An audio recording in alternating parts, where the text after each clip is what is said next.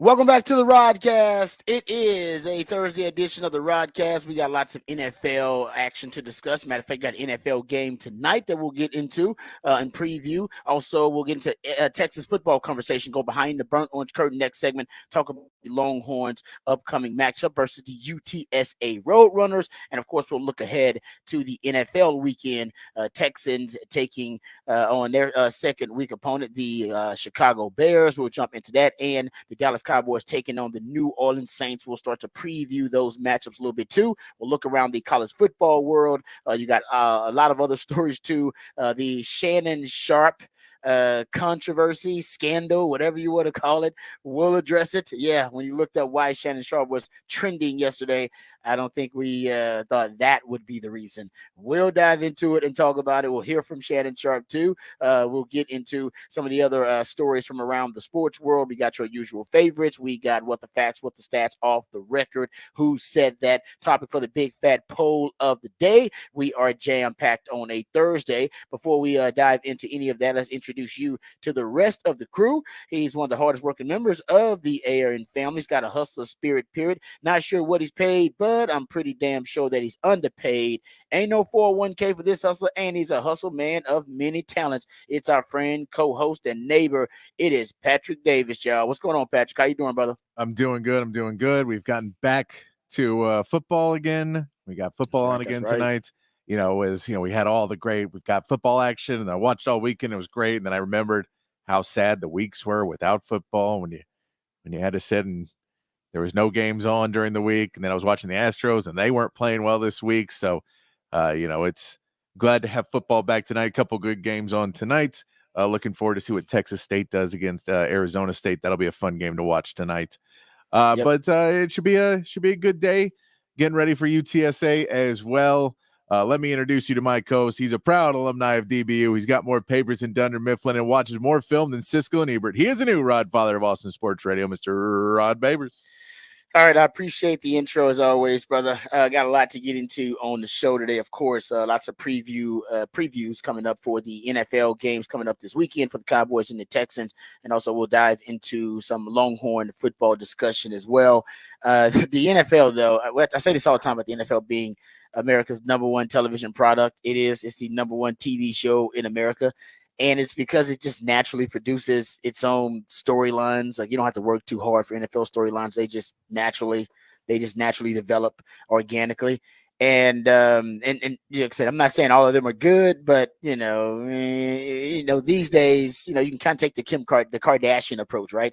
You can turn shame into fame and fame into fortune. So yeah, to NFL, any publicity is good publicity because it just keeps them transcending from the sports page to the front page. And they did it again this week. I mean, really, first week, the Tyreek Hill thing.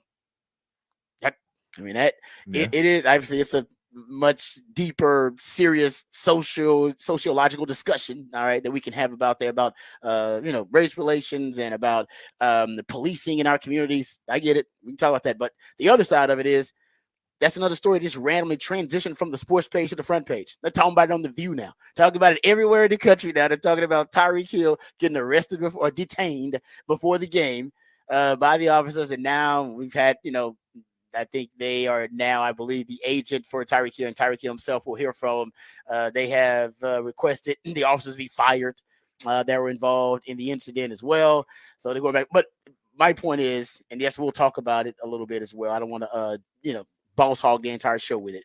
But the NFL they don't have to create these headlines. I mean, remember we talked about how good it was for golf when Scottie Scheffler got arrested before the tournament? We're like, that's good for golf. Golf needs this. This is good for storylines. They need some storylines, need some headlines. We're like, poor Scottie, he's in jail. We're like, this is good. It's good for you, Scottie. You need some street cred. It's going to be really good for you. Like, he's a rapper that needs to sell more albums because he went to jail and got some street cred. But we agreed that golf needs some, a little bit of some salacious headlines. They need some off the course interest, human interest stories, if you will. And NFL doesn't have to work too hard for those. Those come out naturally. They got another one today with Shannon Sharp. Shannon Sharp went, and for those who don't know, Shannon Sharp, at first they thought he was being hacked, and we'll hear from Shannon too, but he went Instagram live whilst having sex Didn't know he was live having sex, and for I don't know how long I wasn't on it, but they got minutes, like minutes, little videos and audio clips of him engaging in sexual relations with some woman while on Instagram Live. And I'm thinking, and I know that's sports in general, but he's a football player, so it tracks back to the NFL. And now he's one of the big topics of conversation is, oh man, Shannon Sharp went Instagram Live while having sex like that. The NFL didn't have to they don't have to even pay for that storyline. It's just natural. It's just, we're going to talk about that for 2-3 days. And while Shannon Sharp talks about what happened and all this and that, and then him and Ocho Cinco's podcast blows up because everybody's trying to figure out what happened and why he was having sex on Instagram Live. Once again, the NFL reaps the benefits. They have another story that the View's going to be talking about. They'll be talking about it on Bravo. They'll be talking about it on E! Entertainment and talking about the NFL. You know what I mean? Whether you're talking about Taylor Swift or whatever it is, like the NFL as a league. You see, the NBA does this too. They have really great salacious headlines with the players because they're divas. We always call it kind of the E! Entertainment League, but the NBA works pretty hard on those. Like the players, it seems like they're working real hard to get those out. Like this is a very petty league, and players and coaches kind of calling each other out. Man, the NFL, like I said, we're not even in week 2 yet. We just got past week 1 and we already got 2 of these. That's why it's the number 1 television product in America, ladies and gentlemen. You can't make stuff up like this. Even if they were trying, the NFL couldn't do it this well, right? You got a race relation story about policing in America, which is, especially during political season, guys. I mean, everybody can jump on board in that conversation, especially in the Twitter sphere and social media. And then you have another one about sex. Sex Live. He's basically had a little sex tape. We love sex tapes in America. All right. That's one of the reasons that the Kardashians made it big, right? Turned shame into fame into fortune. And now they got a sex tape or whatever. I say tape, I sound old. But they got a live sex stream, I should say. All right, to talk about too. The NFL is, like I said, it's amazing how these storylines just organically are created. It's amazing. Yeah. I mean, nobody else does it. That's like why I'm happy football's back, because right. all of that stuff is dust in the wind to me. That is all stuff that I try and zone out all of that world. Yeah, you ain't even worried about that. This is just the added. This is the sauce they put. The sauce they put on the meal for you. It's true, because it brings people in, because then they find interest in these people, and then they follow these people, and they go and unbelievable. So it brings people in, and then people like me to sit back and go, I just want to watch a game. He said, no, I'll trust me. A lot of people just like, I don't want this. I just want my football. But I mean, you got to think the NFL is like, no, we want this. Oh yeah, this is gonna bring the conversation in nationally. People talking about football, and then how many people are gonna just want to go watch? Well, hey, Tyreek Hill got detained. You know what? Let's go see how he played in that game. He had an 80-yard touchdown, 130 yards receiving. Just the drama. They don't have to create the drama. It just naturally, organically materializes for the NFL. And anyway, we haven't talked much about those stories, so we'll talk about the Tyreek Hill thing. I mean, but by now I think everybody's seen the video of him being detained by the officers. I was to say this: I haven't been pulled over by a police officer in a while or detained, because I changed. No BS, y'all. I used to drive what could be stereotyped as cars that black guys drive. For a lot of my life, I did. I'm not joking. For a lot of my life, I did. I'm not even gonna tell you what kind of cars I drove, but we all know we stereotype each other based on the kind of cars we drive, right? Somebody cut you off in a certain kind of car, you're like, oh, let me pull up next to him. I bet this is I was right. Right? We do that. All right. And then I'm not calling you racist or anything. We all have we experience accidental racism in our cars when we have road rage and stuff like that. All right. So it can be accidental, and we would try to avoid that because we don't want to be that. That's not who we strive to be as a society. But this is an accidental experiment. So we've probably been now going on like 8 years now. About 8 years, I started driving like my wife's car now. I started driving like one of her cars. Right in between cars, I was like, I'm going to go get me another car. So I was like, you know what? I'll drive her car in the time being. And so I driving around, and then she ended up getting a new car. And she was just like, hey, man, you can just keep the old car. And it's basically a white soccer mom's car, pretty much. Have not been pulled over since I started driving that car, guys. Have not been pulled over once. Not one time. I've had the same driving habits. I drive the same places. I do the same stuff I've been doing. I ain't changed up anything except the car. And I can tell you right now, have not been pulled over in like, I don't know, since I've been driving that car, which is got to be going on 6, 7, 8 years, something like that. Have not been pulled over one time. So my driving while black experience is, man, and you know what? And I won't ever go back to driving the car that people stereotype that a black girl. I won't ever go. No matter how much money I get, I will always try. I will go to the dealership and say, hey, what cars do your white soccer moms drive? And put me in that thing. Put me in there. Because that's been my experience. That so I'm not saying that that's what matters, but my experience personally is I won't go back to a really popular, cool looking car. I won't. I'll drive the soccer mom's car from now on, and it's a decent car, but ain't nothing cool about it. It ain't nothing stands out about it. It ain't flashy. Hey, if I roll up, I ain't gonna turn no heads with it. And you know what? As a 43-year-old black man, that is fine by me. Oh. You married with a kid now too? What are you showing off for? Nope. I don't even need to look cool no more. That car right there, I've lived the experiment myself. I used to get pulled over. I'm not joking. Like 5, 6 times a year. And I'm not saying it wasn't always my fault. Sometimes it was. Sometimes I was speeding and something like that. But I wasn't doing anything that most of my peers around me weren't doing. Yeah. Right? Going a little bit over the speed limit, maybe somebody rolling stop at a stop sign, whatever it is, rolling through a yellow light, whatever it is. I wasn't doing anything outside the norm that y'all don't do every day. But that car attracted a lot of attention. And so Tyreek Hill, I'm sure he was in a Lamborghini or something like that. It's Miami. All right. He's a professional athlete. A little bit different. But I was a pro athlete at one time too. And I still had that mentality when I was done. The kind of flashy mentality. Yeah. But every time I get stopped by police, there is to me, I always thought, and some people don't like this, I almost like to submit. Like I'm like, hey, whatever you need, whatever you want. Like you got it. I am not at all trying to be, confrontational. I just submit and with Tyreek Hill, hey man, he didn't feel like he should have been stopped. So, some people, they like to have some words with the officers and match wits with them. That ain't me. All right. It's like, hey man, I'm just trying to get along and I try to be as respectful as possible. I know they got a job to do and nobody wants to be in that position. So that's just been my experience.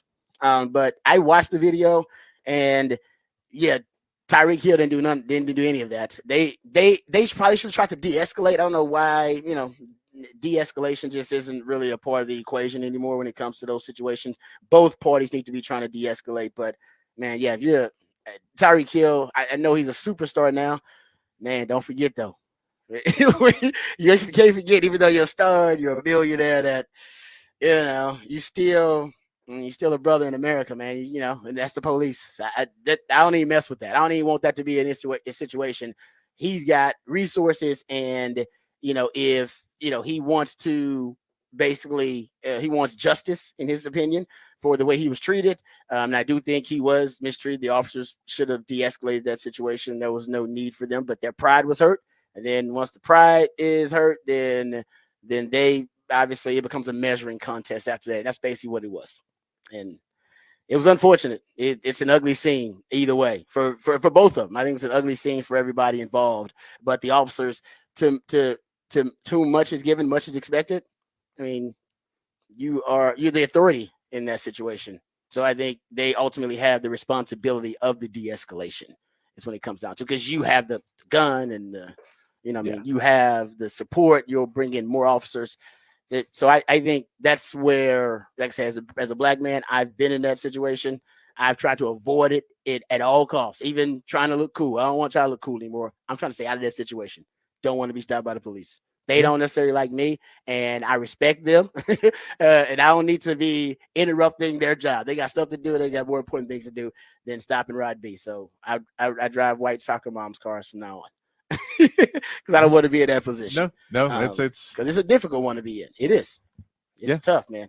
No, I mean, It's a life lesson you're trying to teach everybody. Treat everybody with respect, and that goes every which way for no matter what job you have and whether you're a cop or an NFL player. Treat everybody with respect, and you'll probably get some respect back. And it becomes a little bit easier than when everything becomes very heated very quickly, and everybody seems like they suck. Yeah, once it escalates to a certain point, then there is no more de-escalation. It can't happen. Yeah. So you're right about that. That was no respect given on either side, pretty much in that encounter.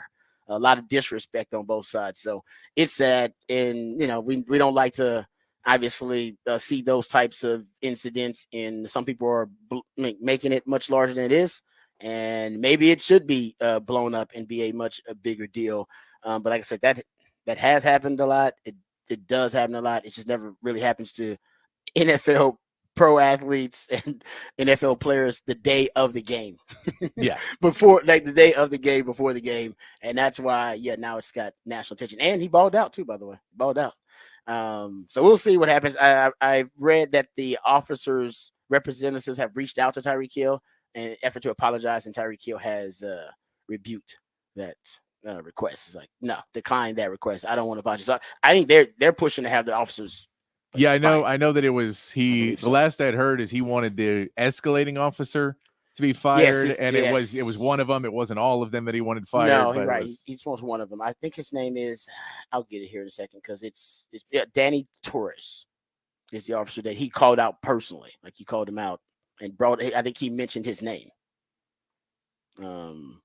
Yeah, he said it's not just about him. We'll play the audio, not just him, but it's about how he mistreated his teammates who didn't even do anything, because Calais Campbell got involved in it too, and he was handcuffed and detained. So it was an ugly scene, man. It was an ugly scene. All right, so we'll get to that audio a little bit later on the show. The Shannon Sharp Instagram Live, a little bit more humorous.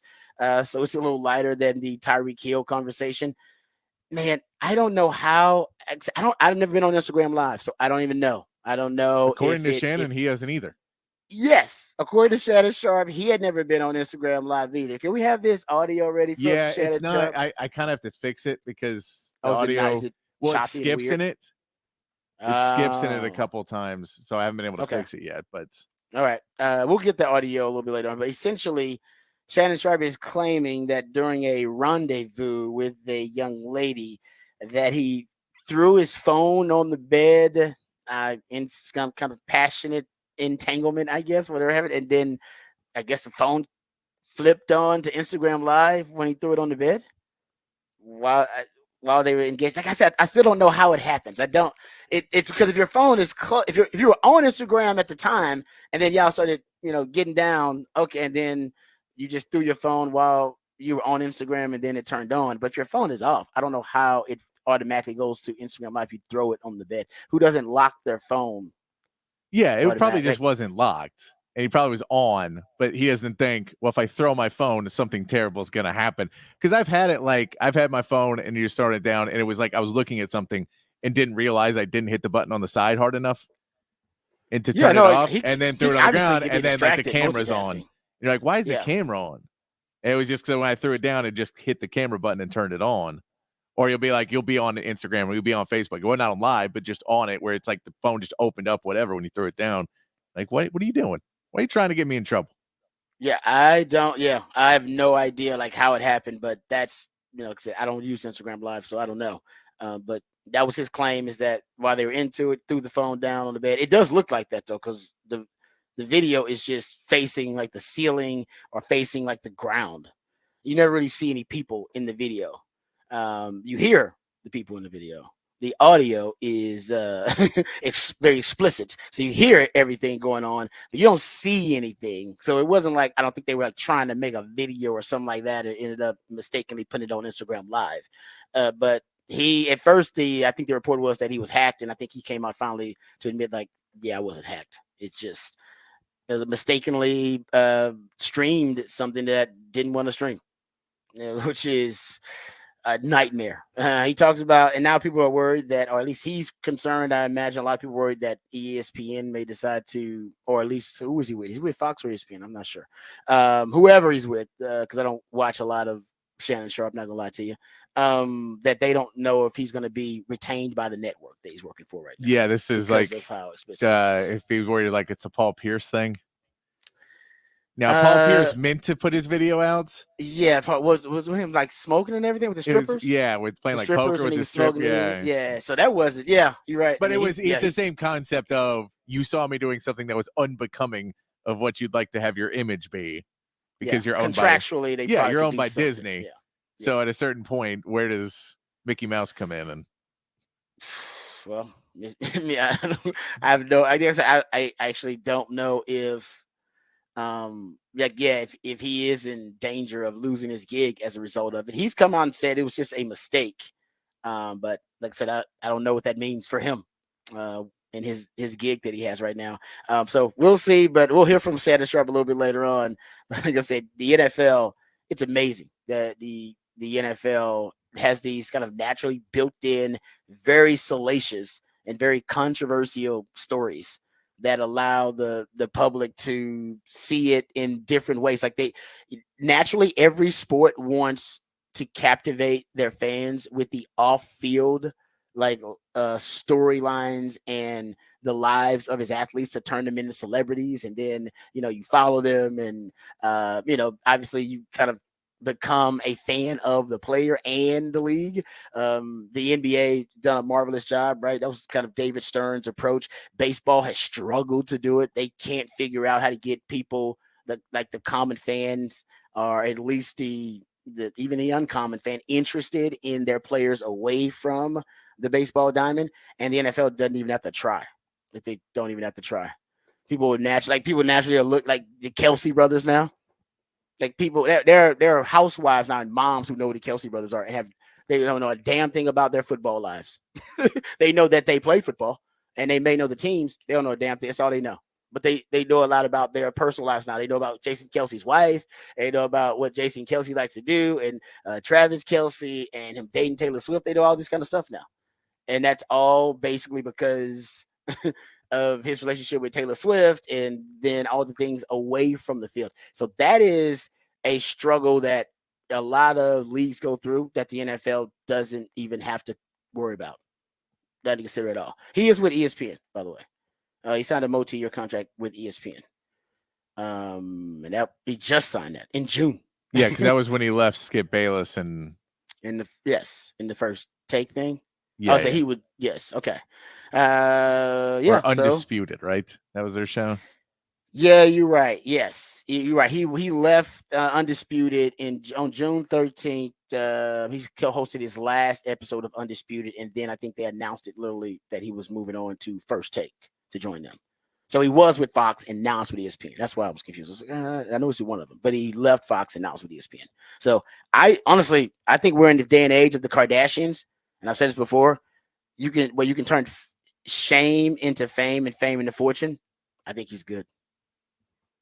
I think we're desensitized at this point, whether you're talking about the political realm or the celebrity realm, but I mean, pro athlete realm. This is not the unforgivable sin it probably would have been. But the 15 years ago. But that's the whole thing: is how many people are rooting for his downfall at ESPN? Because if the people don't like him, he's gone, and if they do, he's fine.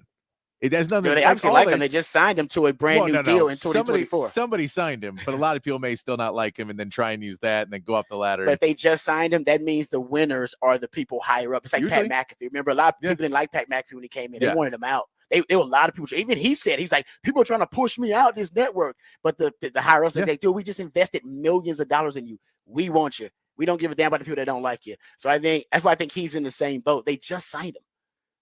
Now more people are going to be tuning in than ever before. Like more people are going to be tuning in than ever before. I think he's good. I don't think they move. I think there's I don't know, maybe there's a punishment of some kind. I don't think he's going at all. Because I think if he's gone, we'd already seen a negative reaction and blowback. It's not even that negative. It's more people talking about it, but nobody's complaining about it. Nobody's offended by it. No.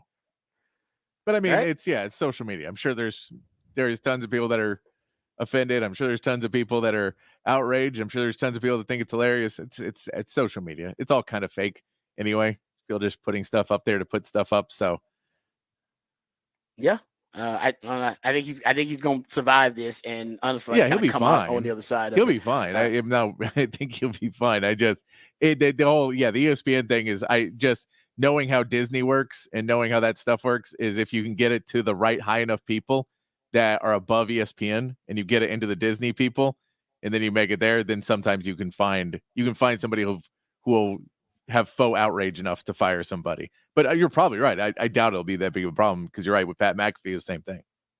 Yeah, and I just don't think they have a replacement for him ready to go yet either, because they didn't expect it. So maybe it's something that it's a long term. Maybe it's like it happens in 2 years, but it started here. You know what I mean? It's like the start of the end for him, and they wanted to push him out, but it won't happen immediately because it's football season. They don't really have a replacement for him. You know, and they just invested in him. I think it'll right now they'll hope it blows over. But yeah, if somebody's really offended, they don't like him, they could use that as a reason, an axe to grind, or some type of thing like that. But I said, my guess right now, I'd say he's probably going to survive it at ESPN. He'll be fine either way. But I think at ESPN, I think he'll survive and he'll blow over. It's the political season. We'll forget about this in like honestly, if it happened before the debate, he'd have been good. It happened after the debate. That's what got him. If it had happened before the debate, it'd have been like, we're moving on. We got Trump said something, or Kamala said something, and everybody got riled about that. It was the timing of it. Now he's got to wait for some other type of political story or something big to come, and then then it'll blow over too. We get very distracted as a society when it comes to big stories. We just need another big story. That's what Shannon Sharp needs. Another big story. He was just the latest. All right, there you go. We'll come back. We'll get into some more NFL news, notes, and nuggets. Start to preview that Cowboys and that Texans, those Texans matchups for the weekend. We'll also get into some Texas football conversation. Matter of fact, we'll do that on the other side. We'll go behind the burnt orange curtain and talk about Texas versus UTSA. All of that and more right here on the Rodcast featuring Patrick Davis. I'm Lifetime Longhorn. Rod Davis coming back on the horn.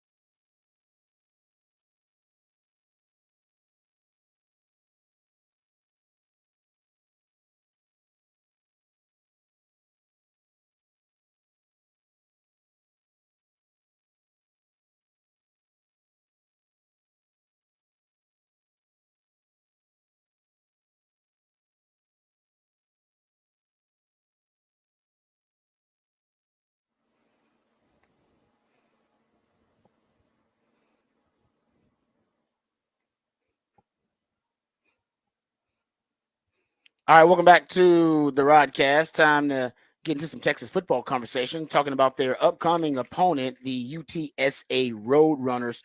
There's really, not a ton that UTSA is going to present to Texas. It's going to give Texas any issues in this matchup. They're severely outmatched in this matchup against Texas. I think the biggest advantage Texas has against UTSA is definitely going to be in the trenches. I don't think they can block Texas in the pass game or in the running game. They allowed in their first two games, based on Pro Football Focus numbers, they've allowed 35 pressures on their two quarterbacks in two games. 15 quarterback hits on those two QBs. We're talking about Eddie Marburger and Owen McCowan. According to their website, their quarterbacks have been sacked 7 times. I looked at Pro Football Focus; they had 6. I looked at CFB stats; and they had 5. So there's a bit of a discrepancy about how many sacks they gave up. Either way, even if it's just 5, that's a lot in 2 games. 7 is that would be one of the highest numbers in the country if that's the case. And that was on the UTSA website, by the way. So I don't know why they would, well, they would have inaccurate information about their own quarterbacks, making their own pass protection look bad. So based on their stats, 7 sacks, and those 7 sacks have come by 7 different players. Some guys have got a half a sack. Sometimes they split up a sack and give a guy half a sack, but 7 sacks by 7 different players, which means it wasn't just one dominant guy or one weak link on your offensive line. Like, oh man, it's always this guy. He always gives up a sack, always gives up a quarterback pressure. Or it was you faced an Ndamukong Suh type player on the opposing team where, he had 4 sacks in one damn game because he was just such a force of nature. It ain't that. It's just bad, poor pass protection. And they've allowed 17 tackles for loss. So you can get in the backfield and make a lot of plays. Look at those numbers. And if Texas edge room doesn't have at least, I'm going to say 3 sacks in the game, based on those numbers. If you don't have at least 3 sacks in the game, then maybe the edge rush isn't as potent as we thought in terms of being a difference in the pass game, because this group here they allowed 5 sacks versus Kennesaw State. Exactly. They allowed 5 versus Kennesaw State and 2 versus Texas State, and they don't run the ball very well. They're bad one-dimensional offense. You go look at their rushing yards per game. Only 12 teams in college football are worse in rushing yards per game. If you go look at rushing yards total, only 13 teams are worse in college football in total rushing yards. And if you look at yards per carry, only 9 teams are worse than their 2.47 yards per carry. So they can't run the football. They don't run it really, really well. They throw it, but I think a lot of those stats are skewed because of that Old Testament, old biblical style butt whipping they took at the hands of Texas State when they were down. I think Texas State scored like 35 points on them before half. So maybe their passing stats are skewed there, but they're top 35 passing offense because they throw it a lot, I believe, just because of them being down. They're top 30 passing offense, but it's not a potent passing offense. I went and looked at basically the neighborhood that they're in and their passing offense. So look at the top 35 teams in passing yards per game and in passing yards. If you go look at that group and they're among them, their 6.7 yards per attempt is that is the lowest in among the top 35 teams in passing yards. Their completion percentage among that same group, among the top passing teams in the country, is 5th lowest completion percentage among that group. So they don't complete passes at a really high number, and their yards per attempt shows you they don't throw the football downfield very far in their passing game. and they don't have a running game against Texas, which is a really bad recipe against a team like Texas that can score a lot of points, can score them quickly, get you at a deficit very quickly too, and then have you throwing to get back into the game, and Texas can pin their ears back and just put together sophisticated pass rushing packages and pressure packages. That NASCAR dime I talk about all the time, with Colin Simmons being featured as one of their pass rushers, Trey Moore bumping Barron Sherrill inside. Hell, Texas will be in that NASCAR package, hell, most of the game against this group because they just don't have the threat of being able to establish a run, which helps them control the game, which would help to keep that Texas offense off the field. So if Texas pass rush doesn't get you at least 3 sacks, then I will give Longhorn fans, then I'll give you guys all the I'll give you all the credit that you want, and I'll justify your complaints and criticism that the Texas edge rush maybe is overhyped, maybe it was overhyped in the offseason. Then I'll start to examine that possibility, because this group, this offensive line, they shouldn't be able to block Texas. Texas only has 1 sack in the first 2 games, but I think it's because Colorado State ball comes out really quickly. Ball was coming out within 2.3 seconds. It's really tough to get to a quarterback in anything under 2.5 seconds. Even 2 years ago, or 2023, they were one of the top teams in the country in pass protection. They only allowed 14 sacks, mostly because the system would insulate the pass protection. And their quarterback did a great job getting rid of the football. Braden Fowler Nicolosi got rid of the football really quickly. And then Michigan, we know they were a power running team. They just didn't really want to throw the football. That was outside of their comfort zone. And when Texas got up on Michigan and they had to throw, just get back in the game, Davis Warren showed some athleticism, surprising athleticism, was able to extend plays, get outside the pocket. The Longhorns weren't able to get to him as much as they thought, but they still applied a lot of pressure. Yeah, and don't forget to give Michigan, I know it's a new offensive line, but that is a highly recruited, well-coached offensive line. So they understood, at least with Davis Warren knew how to move in the pocket and show and get out of the pocket. The offensive linemen were able to give him enough space, because they weren't able to stop them. If he were to stand still, he would have been got. But if he's able to move, that offensive line is good enough to give him a little bit more time. And so, I think that there has to be something to be said that you are playing a very highly recruited, highly coached offensive line in Michigan too. Yeah, no, I agree with you. Longhorn fans don't want to hear that though. I think that we talked about in game 1, we had to see the passing defense show up against Colorado State. Game 2, we said we have to see the running defense show up against Michigan. This is a game where we have to see our pass rush show up against UTSA. So, you're kind of finding those different things. And as the season goes on, you'd like to see them all kind of mixed together a little bit better and see them in every game. But at the same part, I'm with you. I think Colorado State, you weren't expecting much. In Michigan, you weren't expecting a lot.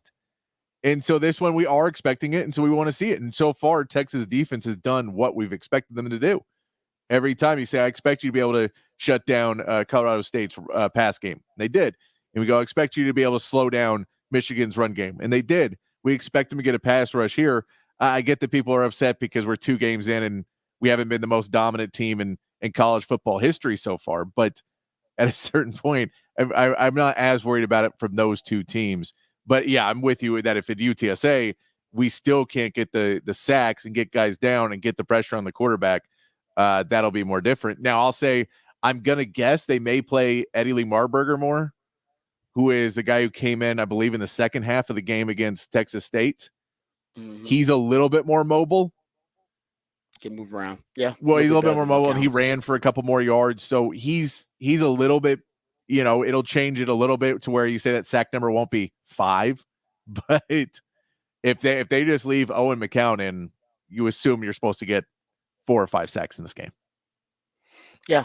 No, like I said, if you don't get him in this game, then we can discuss the pass rush being overrated for Texas. And I'll jump on that bandwagon too. If you don't get at least 3 sacks in this matchup, but I think you will. I think you'll get at least 3. I think Colin Simmons will end up getting 1. I mean, he was fantastic versus Michigan.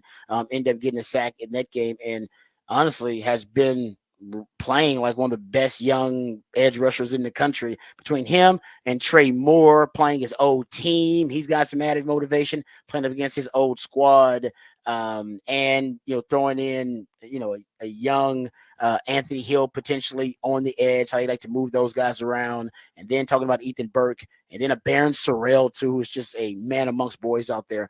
Yeah, I feel like 3 sacks is reasonable. And a reasonable expectation. And like I said, you can't get 3 sacks versus this group, then yes, I'll agree with you. Might be an overrated and overhyped group. Not saying they're not good, but in terms of how we hyped them up, I mean, there were some people projecting they would break the all-time sack record at Texas in a season, single season sack record. Like that's how hyped up the group was. So I'll give it. It was really hyped up. And I still think it's a really talented group. But in terms of how impactful they're going to be as pass rushers, as natural pass rushers, yeah, you don't stack them up versus UTSA, then it's not an elite group of pass rushers. They may be a really good group of edge defenders, but we thought they were going to be pass rushers. There's a difference, by the way. There is a difference.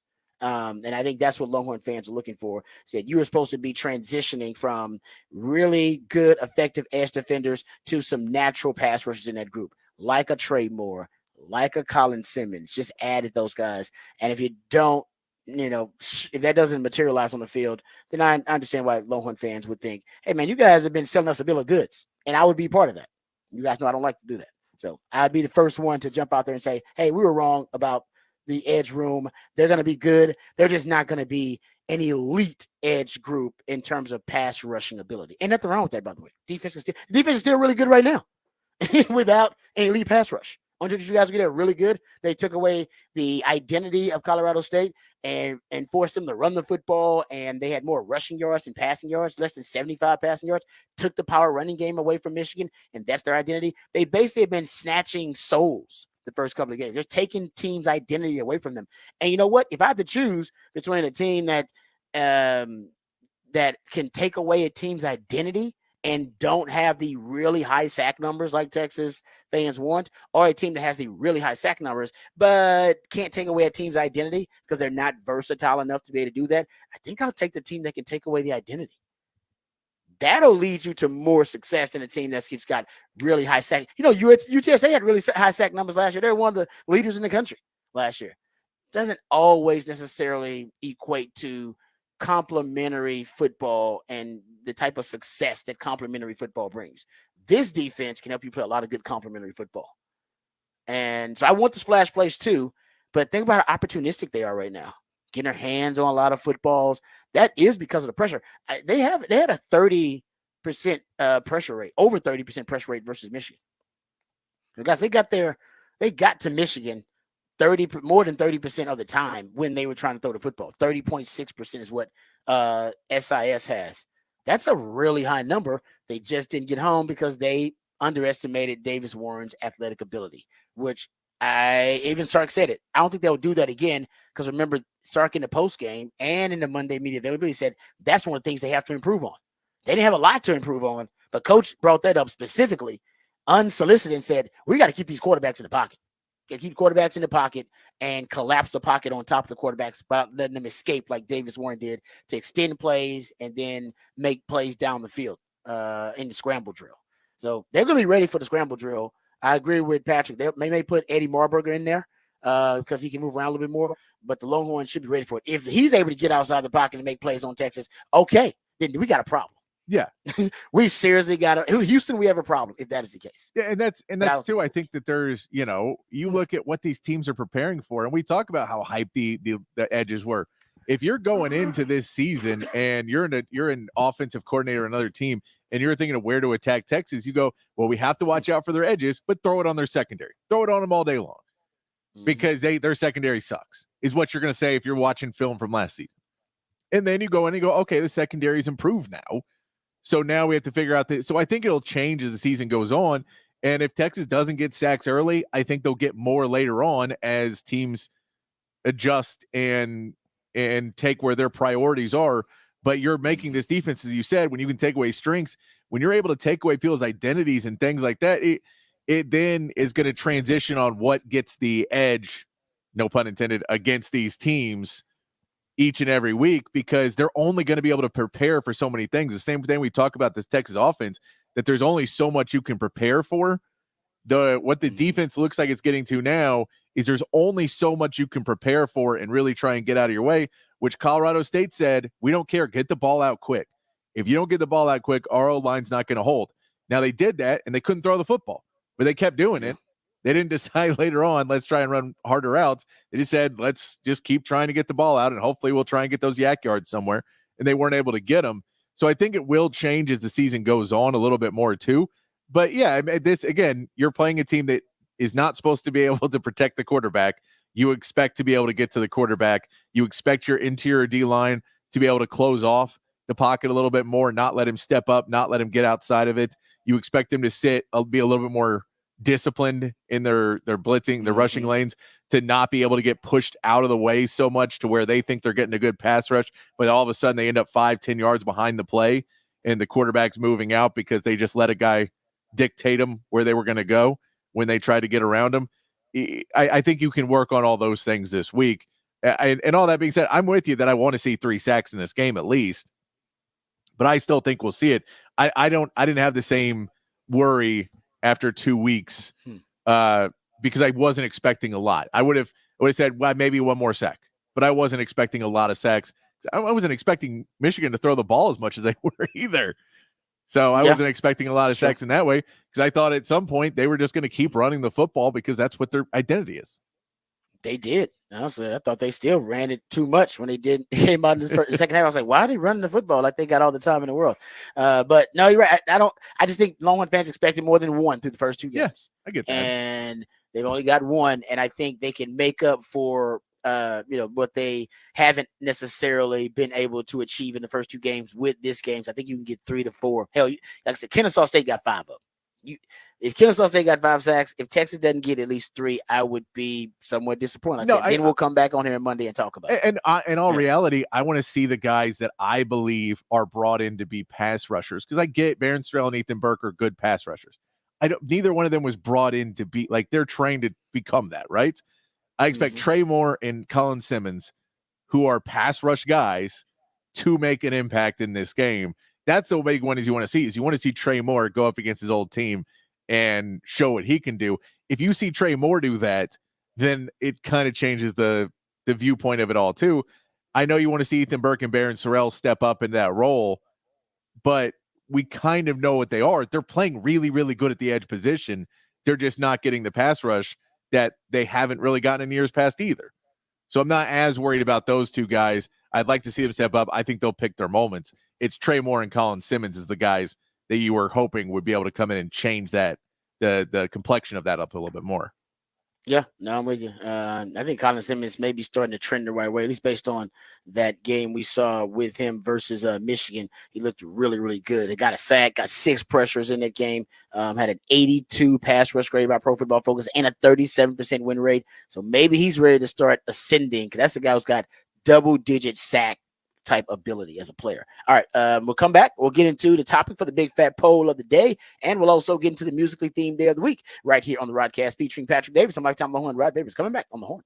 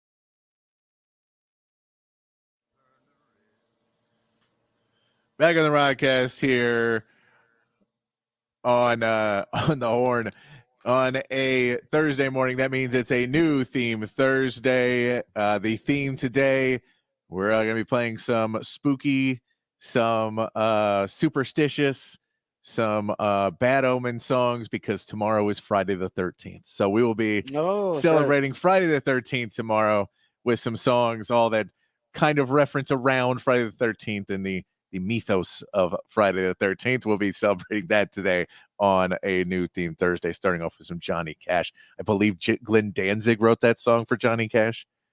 Nice. It's an interesting one, but that's there we go. Kicking it off there on a new theme Thursday. Let's get the big fat poll of the day. Text lines open 512-447-3776. And we'll get this posted up on X at the Horn ATX. Patrick's big fat poll of the day on the Horn.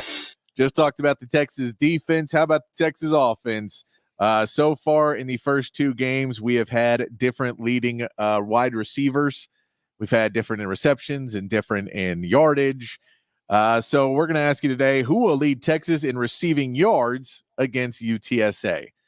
Because game one, it was actually Ryan Wingo. Game two, it was Gunnar Helm. We know Isaiah Bond has been the number one target in the passing game, but it has been spread around. We expect a lot of people to play in this game as well.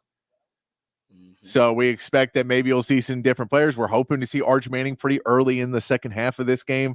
Maybe get in there and see some good play by Arch, and that may change up who you see catching the football.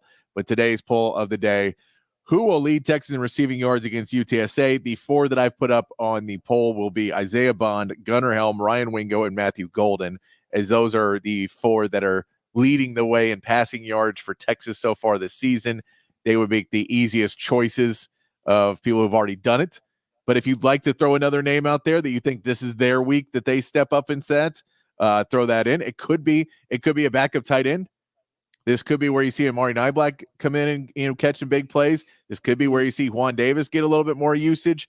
You could see it could go into the world where DeAndre Moore, who's just not really been used. Of course, he had that touchdown that should not have been called back, but was in the Michigan game, but he has not been able to get going. Maybe they try and get him going a little bit more. Maybe they get some big passes to Silas Bolden. If you get him down that second half, maybe you get some big passes. Who do you think will lead Texas in receiving yards against UTSA?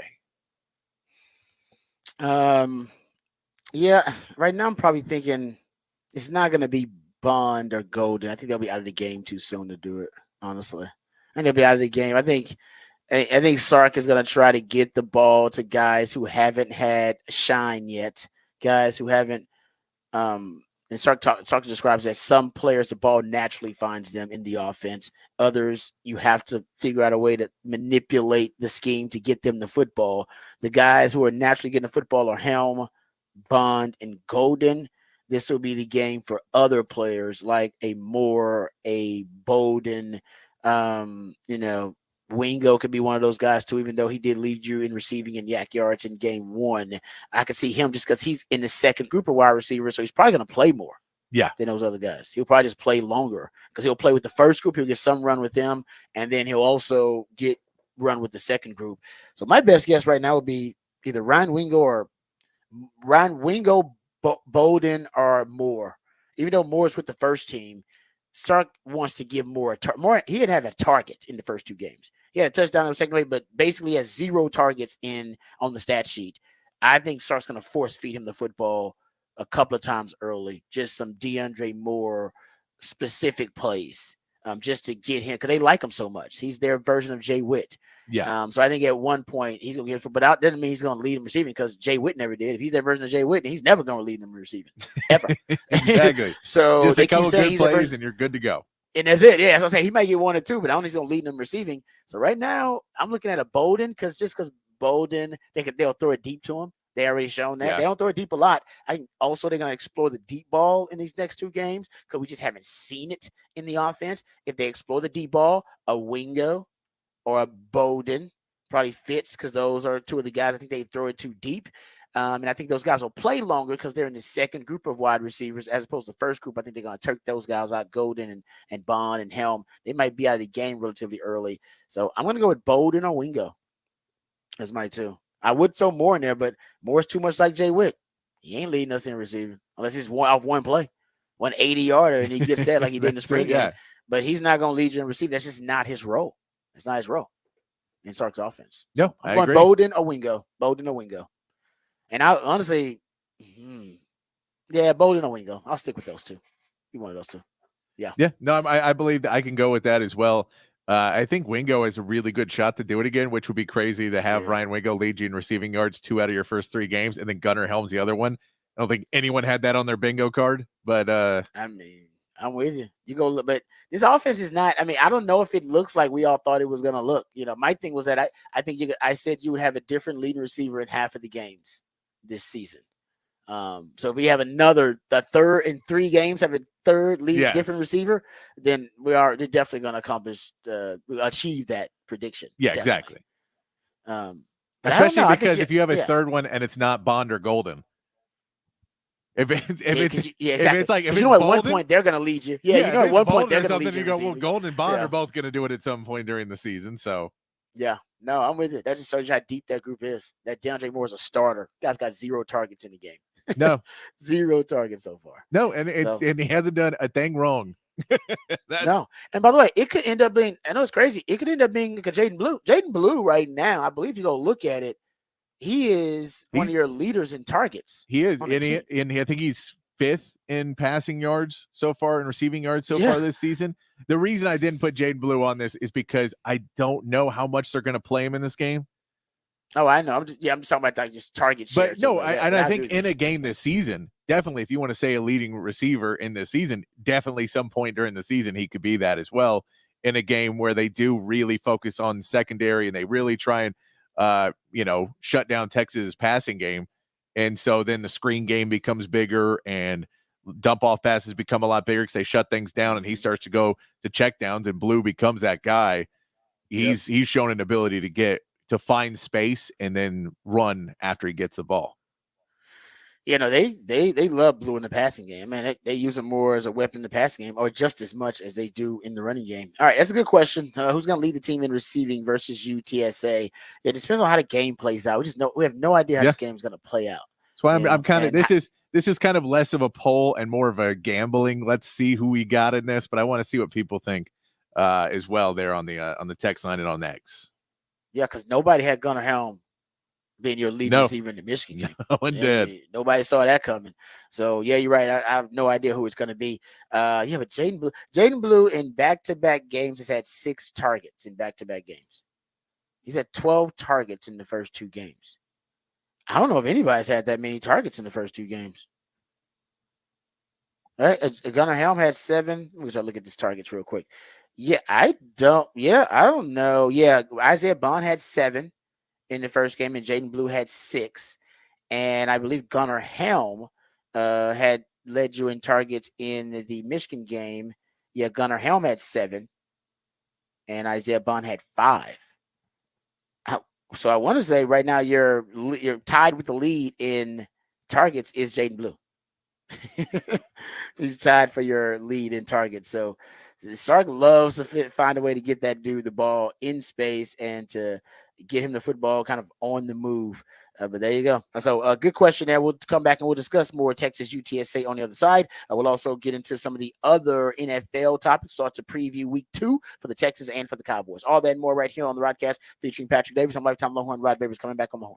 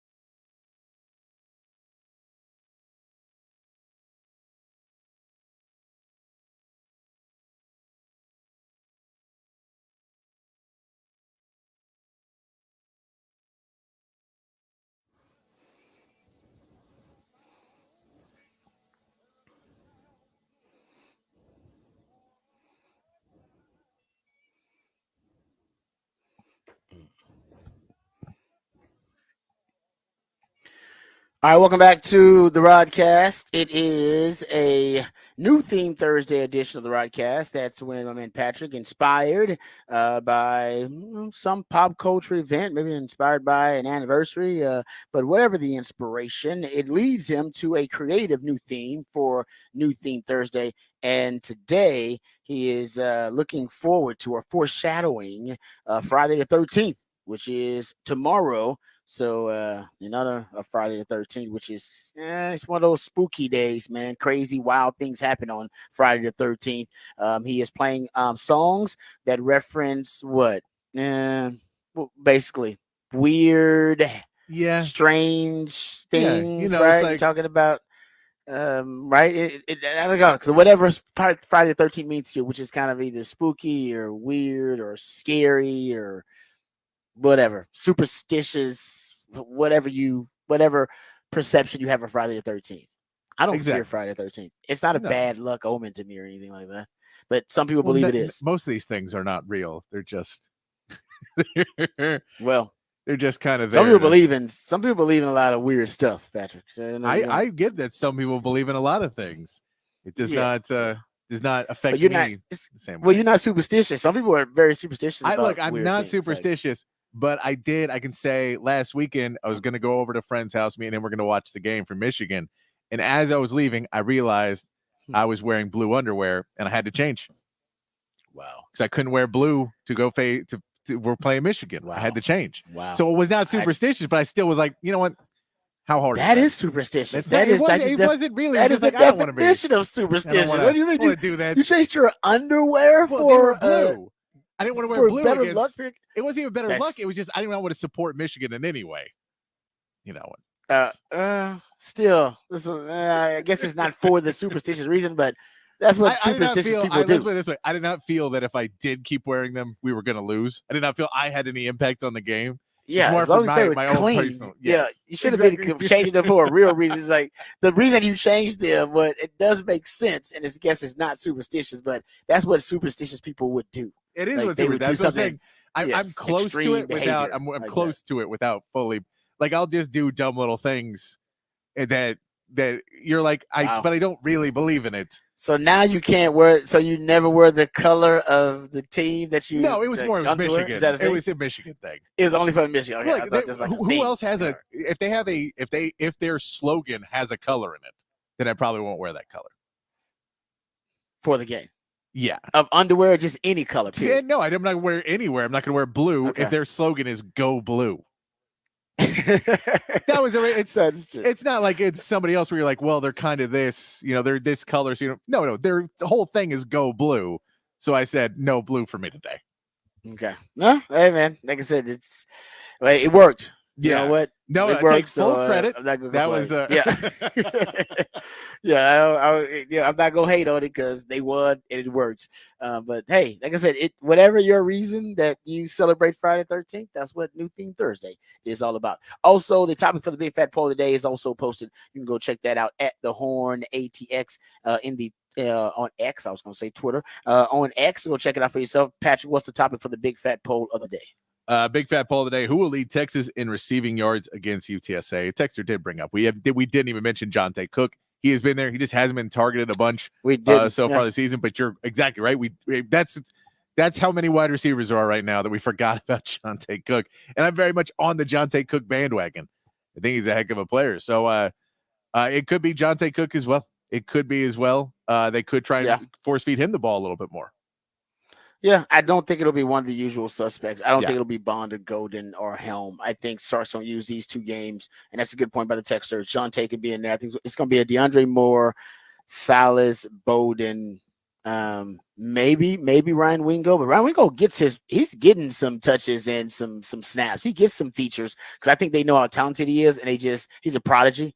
And prodigies, you got to accelerate their development. And I think they're just trying to accelerate his development, give him as many snaps, and they'll wait for him to ascend, which is inevitable because of how talented he is. But this will be a game to get guys to feature guys who haven't been featured. So I am going with it's going to be Bowden. I love the Jonte Cook one. That's a good one too.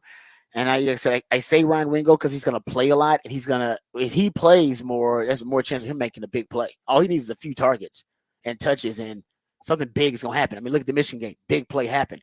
Look at the Colorado State game, big play. Like he doesn't need many opportunities to make a big play. He just needs a couple of touch here and there, and it's like something big is going to happen.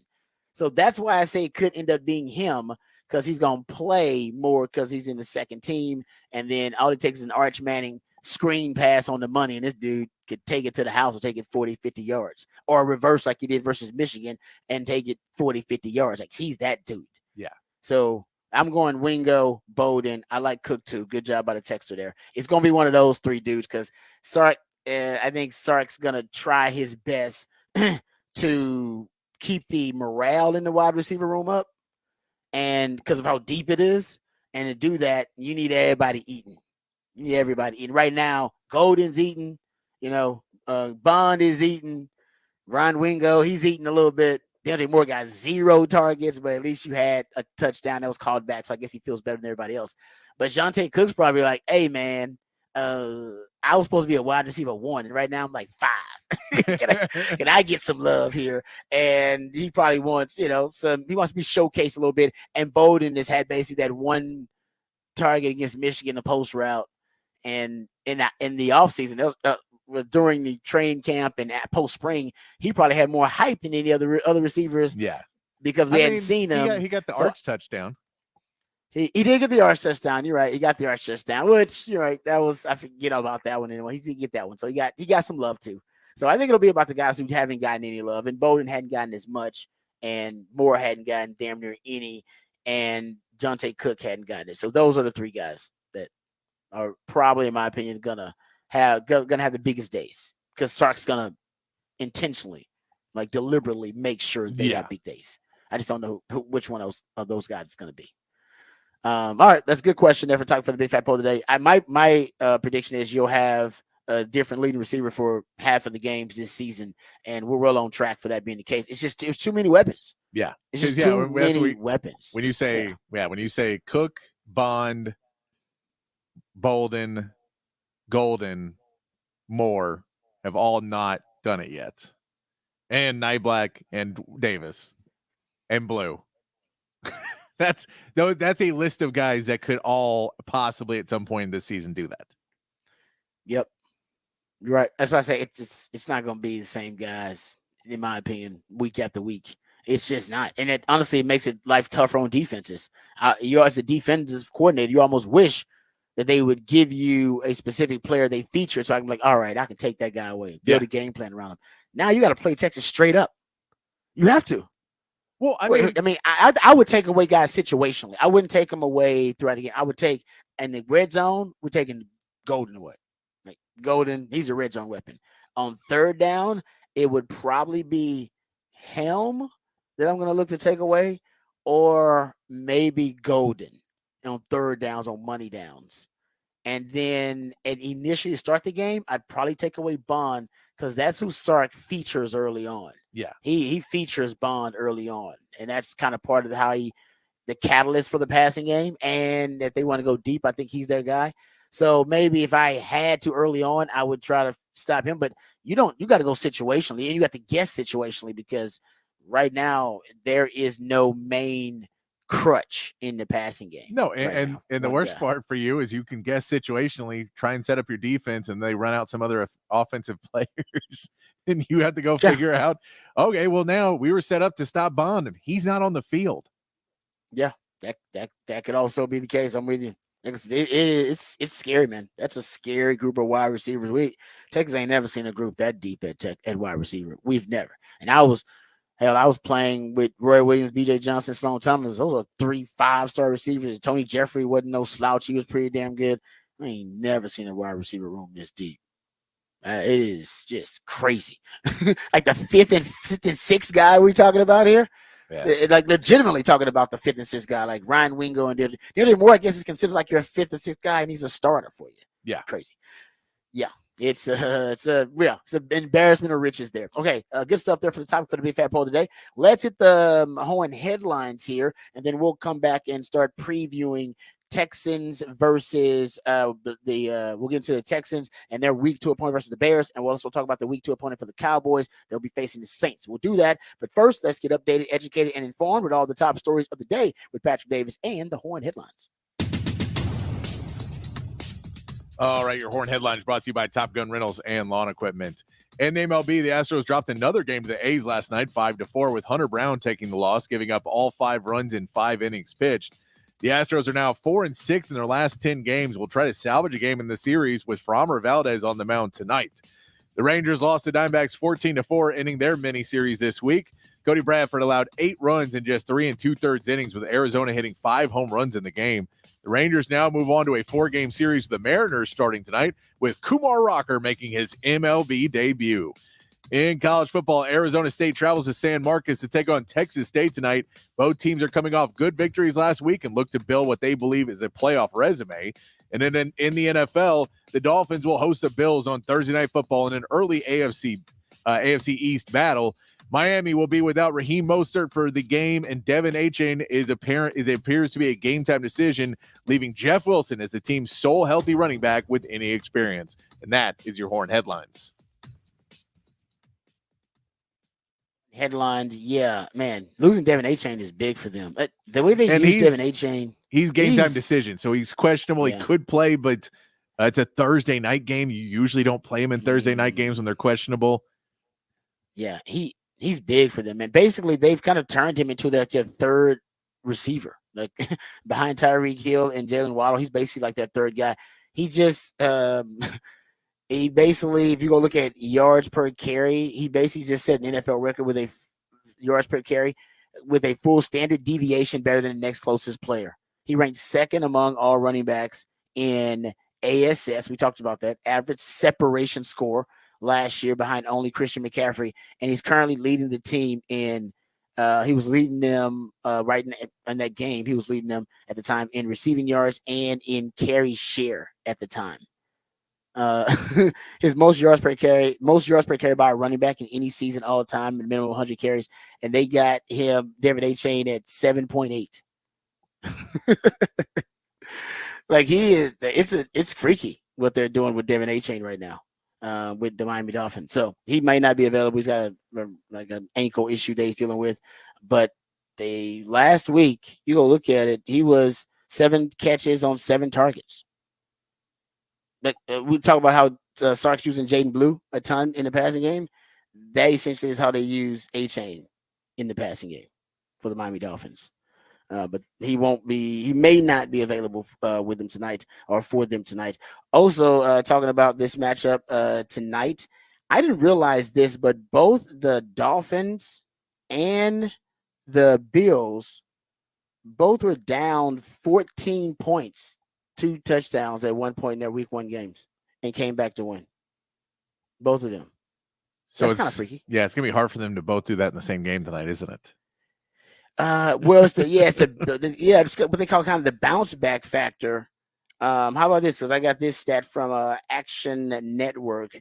So teams who play on the road after a straight up win in which they came back from 14 down to win are 54-90 straight up and 61-82-2 against the spread in their next game. So they usually don't play well. Usually it takes it out of you is basically what that stat says. Like when you have to come back from 14 down to win the game, that it just takes it out of you. And the crazy thing about this, we all know that the Bills have never really been committed to the run. They've supplemented their running game with Josh Allen and the quarterback run game. This shows you that they are determined to be a team that runs the football, even though they were down in that matchup and had to come back. They still ran the football a lot. Like the Bills, at least this new look Bills team, they are determined to run the football, and maybe that's why they were cool with letting a lot of Josh Allen's weapons go, because they figured, hey man, we're gonna change the identity of this team a little bit and become a team that can pound the rock. They started to do it at times last year, but man, we'll see how they look tonight versus Miami. Miami won't have the potency that they had. Obviously, if they have Raheem Mostert and Devin Achane in the backfield, they still led all offenses in passing yards in week 1. Tua did. So, I mean, they can still light it up with the pass. They just may be a little lopsided, one dimensional in this matchup. But man, I don't know how the Bills on the back end are going to match up against Jalen Waddle and Tyreek Hill. Like they don't. I don't think they have the DBs to match up with them. And they have some injuries, by the way, in their defensive backfield, which we'll get into that too coming up. But I'm picking Miami, even with the injuries. I think I'm leaning Miami in this matchup. Yeah. Also, look out for the rookie running back Jalen Wright, who averaged over 6.7 yards per carry on 283 attempts over his last 2 seasons with the Volunteers, and with Raheem Mostert out, Devin Achane iffy. That's a guy that they may break out. They may decide to use him. I brought up the injuries that the Bills are dealing with. They're going to have Taron Johnson, who's their starting nickel corner. They lost him last week, and he's going to be out. So Cam Lewis is going to be in, taking his spot. That's not a good sign going up against arguably one of the most elite wide receiving cores in the NFL. So that's something you got to watch for. Their starting nickelback is down. It'll be a Herculean task for Rasul Douglas and Christian Benford, who are the corners for the Bills. So I got to bet on Tyreek Hill and the Dolphins. I could be off there. That's just my feel at the moment. But the issues with the running back position, like just kind of like that Shanahan run scheme. I'm not saying that they don't need special talent back there, because they have explosive talent in their backfield, and that's all been intentionally done by Mike McDaniel and constructed that way. But it is possible, just like we talked about earlier in the week when Christian McCaffrey was out for the 49ers, that the fundamental principles of that zone blocking, Shanahan zone blocking running scheme, if you just kind of get back to its basic form, you don't need the elite backs and the guys with the elite overall athletic profile and skill set to be successful in an offense. You just need a guy that has one cut ability, and they still run essentially the Shanahan zone blocking run scheme. They just run it from a lot of compressed, condensed sets, and nobody runs more pre-snap motion than the Miami Dolphins. Like nobody, to exacerbate the speed advantage they already have. So I'll go with the Dolphins. I think the Dolphins have made enough improvements on defense too, overall, this offseason. I don't know if we've seen that already materialize, but I'll go with the Dolphins on a short week to beat the Bills. Yeah. I'm just not high on the Bills. I'm not either. This does seem like these Thursday night games are always weird. And they are weird. And then you throw in the stat you just gave about the teams that, had to come back from down 14. And now both these teams are coming back. They just had to come back last week, had to fight their way back into games, then get a short week playing against a division rival.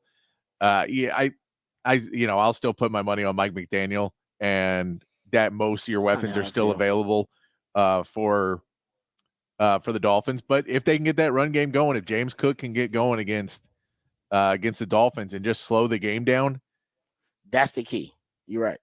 Then it's anybody's ball game.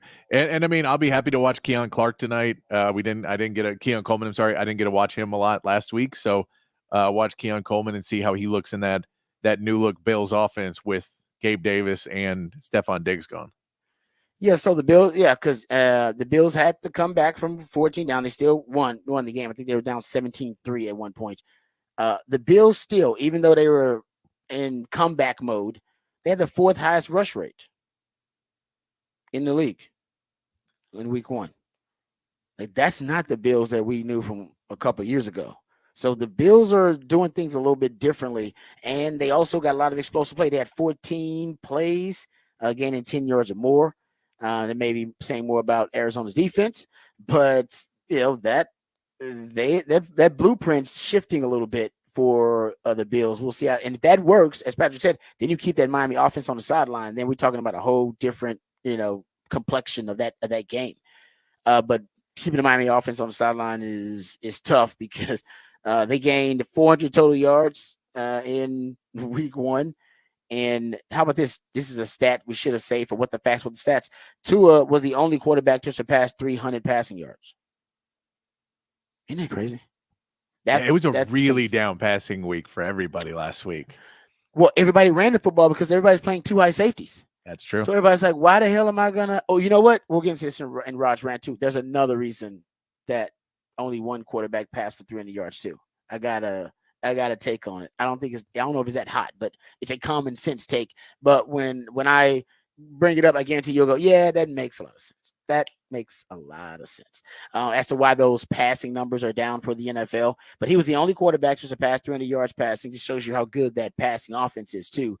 And like I said, with the injuries in the defensive backfield and the losses that the Bills have had in the offseason in the defensive backfield, I just don't see them holding up against that Bills attack. But sorry, that Miami Dolphins attack. But if the Bills run the football effectively, then you're right. We could have a totally different game altogether. All right. We come back. Let's get into Rod's rant on the other side, and we'll make it a smorgasbord. We'll talk Cowboys. We'll talk Texans. And we'll talk about the passing numbers being down in the NFL in week 1 and what could be the cause of it, or what the cause is, plural, for that. We'll get into that too in some little football theory discussion when we get into Rod's rant. All of that and more right here on the Rodcast featuring Patrick Davis. I'm Lifetime Longhorn. Rod Babers coming back on the horn.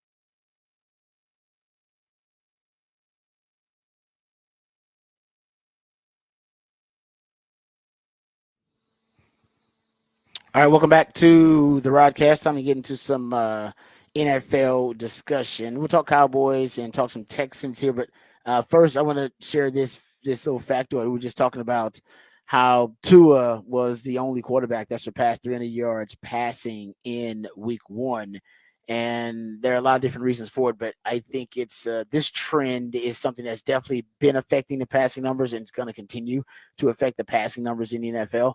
So if you go look at here are the kind of the stats, the macro stats for you. Offenses scored 21.6 points per game in Week 1. That's actually up from Week 1 a year ago, which was at 18.8. There were 71 touchdowns on offense in Week 1, 61 of those in Week 1 of 2023. So that's good. But the passing game actually has decreased in efficiency. The league averaged 6.7 yards per attempt. That was down from 7 yards per attempt in Week 1 in the 2000s. There were only 35 passing touchdowns, the fewest for Week 1 since 2006. There were 188.3 passing yards per game was the number that were the fewest in Week 1 in the 2000s. And the running game actually got a boost. 121.5 rushing yards per game in Week 1. That was the most for the opening week in a season since 2008 and the second highest rate in the 2000s. The 36 rushing touchdowns were the most in Week 1 for the 2000s period. And if you look at what I think the reason is, the big boost for the rushing game and the decline in some of the numbers in the passing game, it's mobile quarterbacks. Your quarterbacks can move now. So they're adding to the rushing totals. They're taking away from some of the passing totals. And they're just able to move around a little bit more. And so it's the stats are, I said, they've just kind of shifted the productivity, if you will. Quarterbacks rushed for 787 yards in Week 1, the most to open any NFL season in the 2000s. The 156 rushing attempts by quarterbacks, also a new high. And that number is going to just continue to increase because quarterbacks are becoming more and more athletic.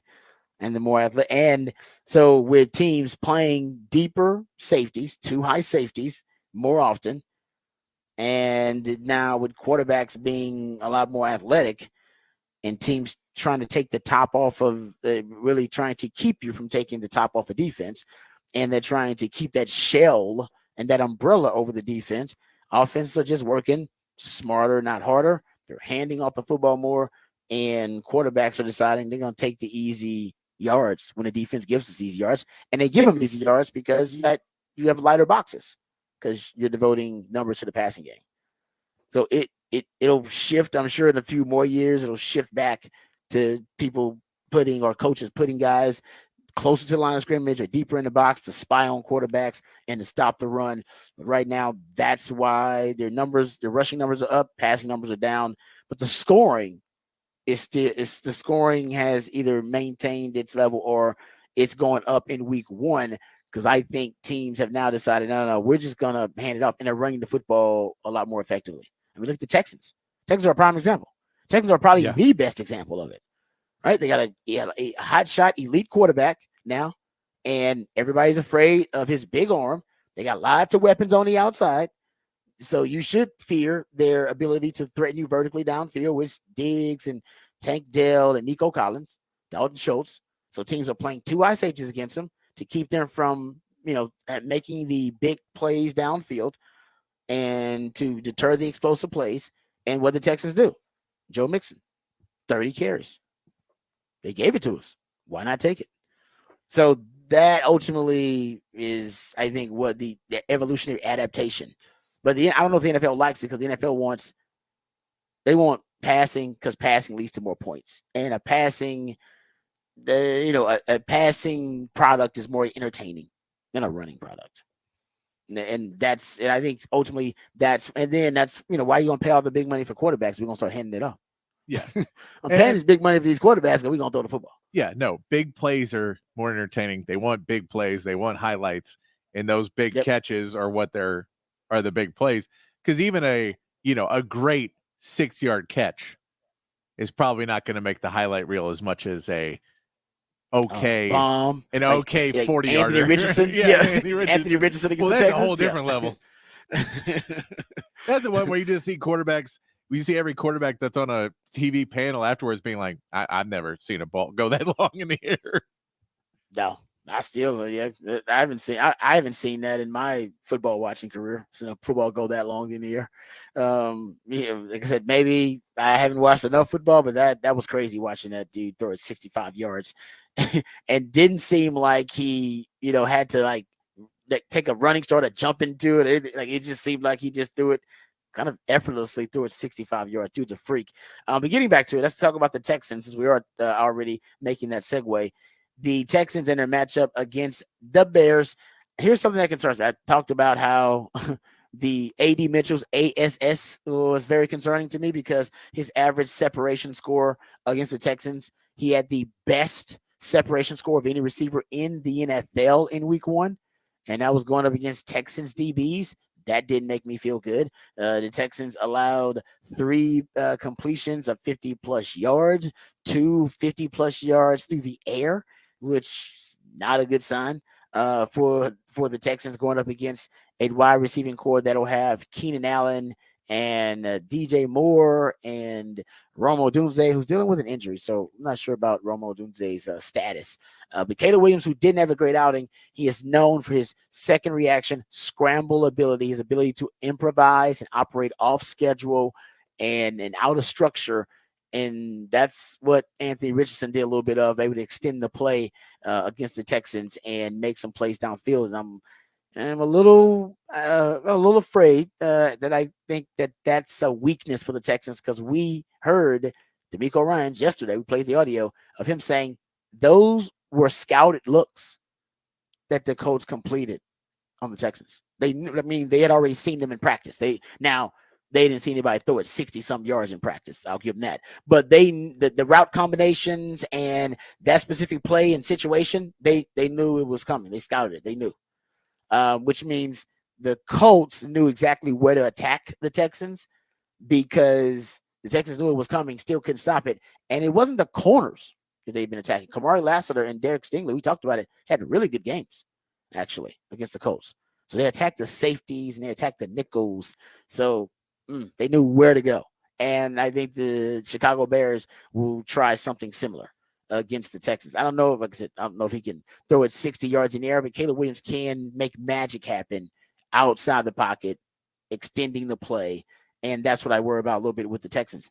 Something else I worry about with the Texans, they had some pass protection issues against the Colts. They allowed 4 sacks, and it wasn't a disaster. They still won the game, and CJ Stroud still was able to make some critical plays downfield, especially on 3rd and 4th down.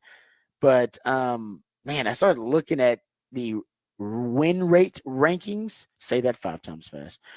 Win rate is when you, as an offensive lineman, can hold your block for at least 2.5 seconds. And for a defender, when you can beat a block in fewer than 10.5 seconds. 2.5 seconds. That's what win rate. That's how they determine win rate, just the kind of raw definition.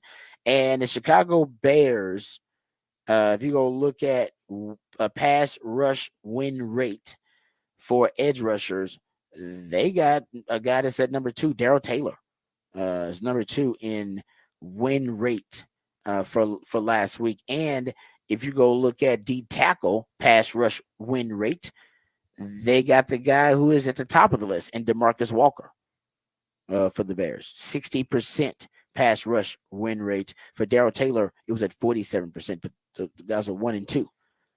That could be a problem for the Texans going up against the Bears, because those guys can win their fair share. And the O-line at times had some issues blocking that Colts defensive front. But they ran the ball. If they run the ball effectively as they did in week 1, then none of that will matter. But that's something. And watch the quarterback run game too. Now, Anthony Richardson is a special kind of freak. But they shut down the traditional run game, but the quarterback, actually, Anthony Richardson, was able to make some plays with his legs in the run game. And I don't think the Bears will put Caleb Williams in harm's way, but they may decide quarterback draw. They may decide to throw in a little bit of quarterback run game. I just got through talking about how You've had more quarterback rush attempts in week 1 than we had in the history of the league in week 1. That's because the quarterbacks are so damn athletic. You're going to see a mobile quarterback in your first couple of weeks in the league. Cowboys saw one in week 1. Texans saw one in week 1 and going to see another one in week 2. You can't avoid them now. You can't. They're everywhere. They're everywhere in the league now. That's why I always said I would keep one on practice squad just so I would have someone on my scout team that could give me a really good simulation or look, a accurate look at a quarterback that can move around and make plays, because everybody is going to see it 6 to 8 times a year, guaranteed. All right, so the Texans, I think the Texans, then they're a favorite in this matchup too. I think the Texans should win. I just think the things that could be concerning would be that wide receiving core that they have going up against the Texas DBs, who got embarrassed on some of those big chunk yardage plays against the Colts. Other than that, they actually defended the Colts passing game and running game really well, but they gave up 3 50-yard bombs. It's nobody. I would love to see the stats on it because I've been trying to do some research, but the chances are that hasn't happened to a team in the NFL in the last 3 years at least. If you go look at teams who've allowed that many deep passes, chances are it may be an issue for the Texans. Yeah. And on top of the ASS from A.D. Mitchell, separation score, average separation score. That's what it stands for. How about this though? If Caleb Williams, if you make him hold on to the ball, say you are playing good coverage though, and you force him to hold on to the ball, the Titans did a really good job of forcing him to hold on to the football too long, and then the hero ball comes out in him, and he tries, as a rookie, trying to do too much. When he held the ball for at least 3 seconds or more, 1 of 6, 11 passing yards. His average depth of target was 15 yards, so he's just hero balling, chunking it downfield. And a negative 0.74 EPA per play. So they don't even have him in rhythm yet. He doesn't, and so there is a fine line between disaster with him and basically in it for him it's high risk, high reward. But I think he ultimately, as a rookie, you can entice him into disastrous plays like that. Like that's basically what he had versus the Titans. He was extending the play and expecting that miracle, but it was more of a disaster than anything. So he kind of walks the line at times between miraculous play and disastrous play. And you don't really know what it's going to be as he's like extending the play and moving around. But against the Titans, it was disastrous, not miraculous. But he can do it against the Texans. So they got to beware of that. All right. The Texans on the offensive side, I will say this about that offense. Ultimately, you can tell how much trust they have in CJ Stroud now in just situations. They have, in my opinion, pretty much given the offense to him. And I think it's a smart way to go about it, just giving the offense more and more, empowering him. Nico Collins is your true number one. There was a discussion of whether Stephon Diggs might be the number one guy. It's not. It's Nico Collins. Yeah. They feature him. He's the guy. Stephon Diggs is the number 2 guy. Tank Dell's your number 3. That's a clear hierarchy. And Diggs is also a little bit more of the red zone guy. It looks like he's able to find some space in those little windows. Yep. But the rest of the field is, you're going to go Nico Collins, your number 1. Tank Dell's your deep shot. Stephon Diggs is probably your red zone, if you want to give them all jobs. But but Nico Collins was the guy, that huge third down play late in the game. That was Nico Collins. Oh, man. That out route. That he gets his knee down. And I don't even know how you call it. And it's the knee down, and then it's also the hold the ball to the chest when you hit the ground, because if that ball moves, then they'll call you out. Yeah. That was a grown man catch. Grown man throw, grown man catch in a grown man moment. But that's what you're saying. When they're giving the offense to him, that play is a perfect example. Most teams run the ball there. Yep. Because you say, we're not going to get there, run the clock, we'll give them the ball back. Their offense isn't going to move it on us.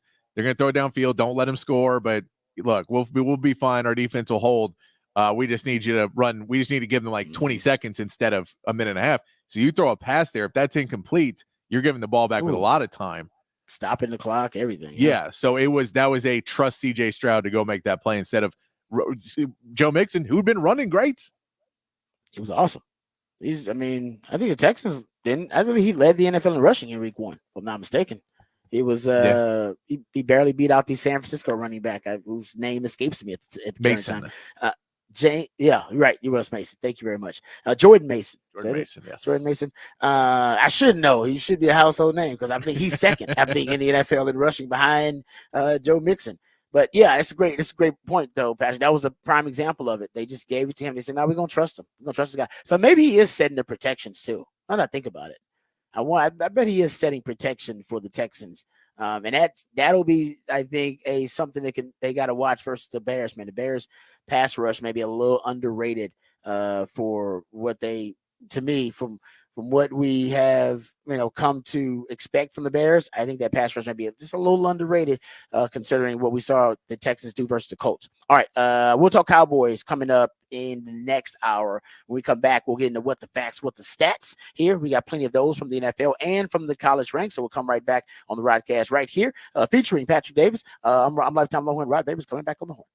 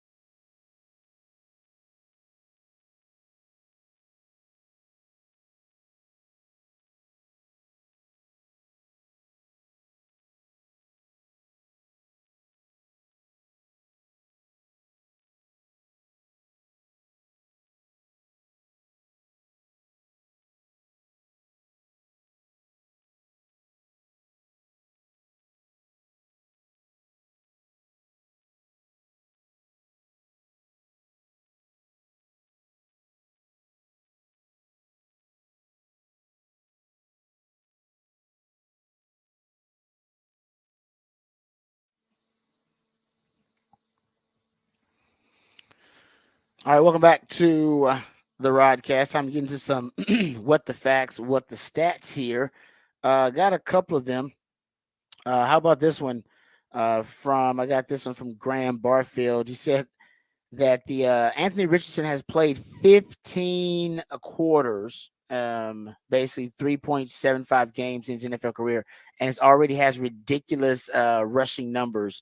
31 for 192 and 5 touchdowns. He's averaging 5.6 design QB carries per start. That would have been the second most last season behind only Jalen Hurts. So talked about running quarterbacks and running quarterbacks these days, and they're becoming more and more prevalent in the NFL game. Anthony Richardson represents that new class of that quarterback renaissance that we're seeing in the league. Lowest passer rating allowed by cornerbacks in week 1. Jalen Johnson of the Chicago Bears. So the Texans are playing the Chicago Bears. Might want to stay away. Don't make a living throwing at Jalen Johnson, their all-world corner. Tariq Woolen also 2.8 passer rating allowed when he was targeted. Jalen Johnson also, so they were tied for the best passer rating when targeted. Tariq Woolen had maybe the interception of the weekend too. A fantastic pick.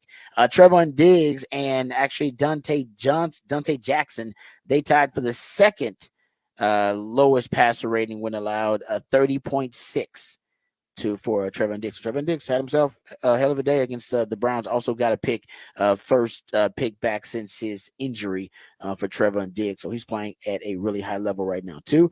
How about this? Top 5 fastest players in the college football through 2 weeks. Taylon Green says here, Taylon Green. This comes from Stats Bomb. Says Taylon Green of the Arkansas Razorbacks, their quarterback, has been they haven't clocked at 21.4 miles per hour at the quarterback position. Pretty damn good. So Texas plays Arkansas. That dude could end up being a problem. He's been a playmaker outside the pocket too. I watched some of that game they had versus Oklahoma State, I believe it was. Stanford Elik Ayomanar has the second fastest time here through 2 weeks. 21.2 miles per hour for him. So there you go. 2 fastest players that have been clocked through the first 2 weeks. Sark's got some speed too. As a matter of fact, this is a stat we could share.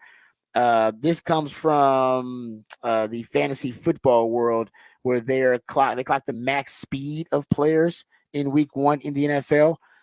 How about this? Max speed week 1, and this is through in route running basically. They have A.D. Mitchell and Xavier Worthy as the two top max speeds at wide receivers route running. I believe this is not as ball carriers for week 1. And A.D. Mitchell hitting 20.8 miles per hour running a route. Xavier Worthy at 20.2. Brian Thomas at 19.8. It's pretty wild. That's so I believe this is rookie wide receivers. I apologize. Rookie wide receivers in week 1. So I apologize. Rookie, because it's all rookie wide receivers listed here. So their top speed, max speed in week 1. They got A.D. Mitchell and Xavier Worthy with the 2 top max speeds for rookie wide receivers, which shouldn't be a shock because I believe they were the 2 fastest wide receivers at the combine too. Getting back to Sark's type of wide receiver. How about this one from John Bianca? We'll end it here. Longhorn related factoid. In 2 games this season, Quinn Ewers led the Longhorns to 9 touchdowns on 17 drives. That is 53%, including a pair of field goals. Has directed the Texas offense to points 11 times. That's 65% of the time they score when Quinn Ewers is the quarterback. All total, the Horns have scored 69 points on his 17 drives, or 4.1 points per drive. There you go for Quinn Ewers. The offense looks fantastic right now with the Quinn, specifically in the red zone. I mean, the red zone, that's been the biggest difference in this, honestly, in this offense, is that when they get in the red zone, they're not just better than last year. They're one of the top 10 best red zone offenses in the country right now. They're scoring touchdowns 90% of the time they're in the red zone. Last year, that number was a little over 50% of the time you were scoring touchdowns in the red zone. Big, huge difference in that offense.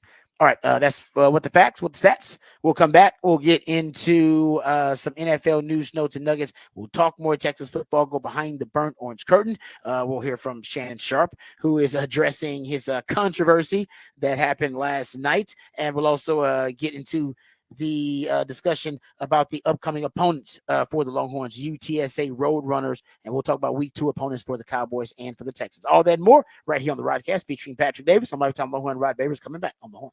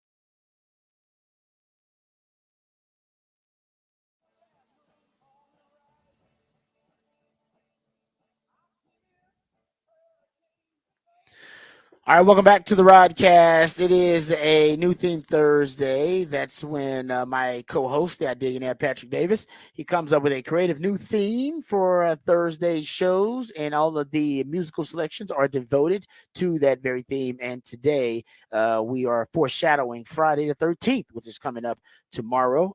So, in honor of Friday the 13th and all of the I don't know, the superstition and all of the, the folklore and scary mythology surrounding Friday 13, whatever it means to you. But all of the songs are foreshadowing the Friday the 13th, which is coming up tomorrow. So hopefully for you, it's not a bad omen or bad luck or anything like that.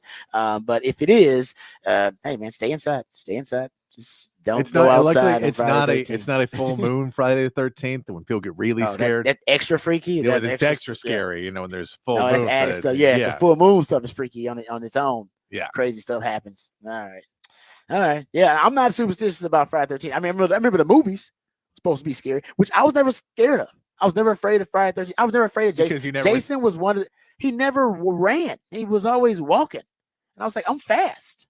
Like, you're never gonna catch me. I don't understand like how this is. I'm like, so I know for people who are slow, I get y'all in trouble. I seen y'all run around Town Lake. Y'all got some y'all can't even move your arms when you run. So I know Jason gonna catch y'all. I was a guy that could run a 4.3. Jason was not gonna catch me. But he was kind of supernatural too. Was that it was the thing of like he would chase you and then he would think you were good, and then he would just be there. No, he knew the woods so well because as a kid, that's where he knew the woods. So he knew all the shortcuts. But I'm like, dude, I'm too athletic. You're not going to catch me because you know the woods better, bro. I'm gone. And some people, they would run away and they trip and fall. And then Jason's like, well, I know where you're going to be. You're going to be there. You're also not going to be in the woods. So. Well, that's also true. Oh, a black man, I'm not going to be in the horror movie as a black man. I'm not. That scenario, whatever it was, my spidey sense would keep me out. I'll basically be in the beginning of the movie, like the first 2 minutes. And before the first black person is killed in the movie, I'd already be gone. I'd already excuse myself from the plot somehow. A storm's coming. You're like, all right, let's load up our stuff. Like, we're just gonna wait it out. Like, nah, power may go out.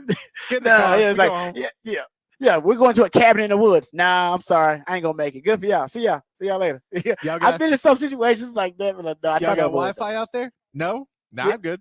Nope. Even if you got Wi-Fi, the Wi-Fi will go down. That's part of the plot too. Always like Wi-Fi went down. Oh, I got to go out there, go check it. I got to go. Like, I'll be back, guys. And that's how it begins. It's like, oh no, you ain't coming back. Nope.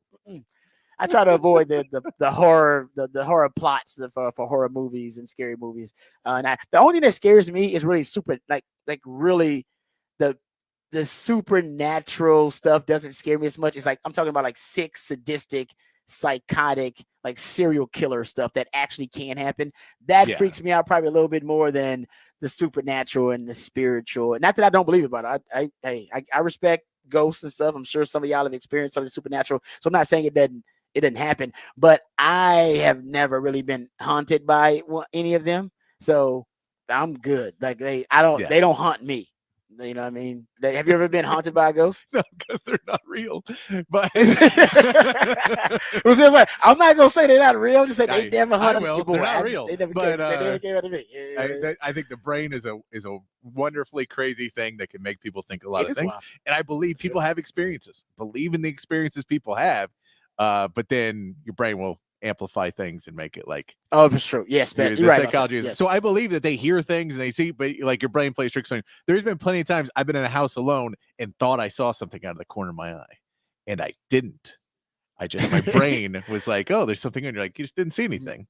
Maybe it was there. But it wasn't. There. So Friday 13th never scared me because Jason, and then they got silly with the Jason plots. Remember, we went to New York. Well, didn't he fight Michael or did he fight Freddy?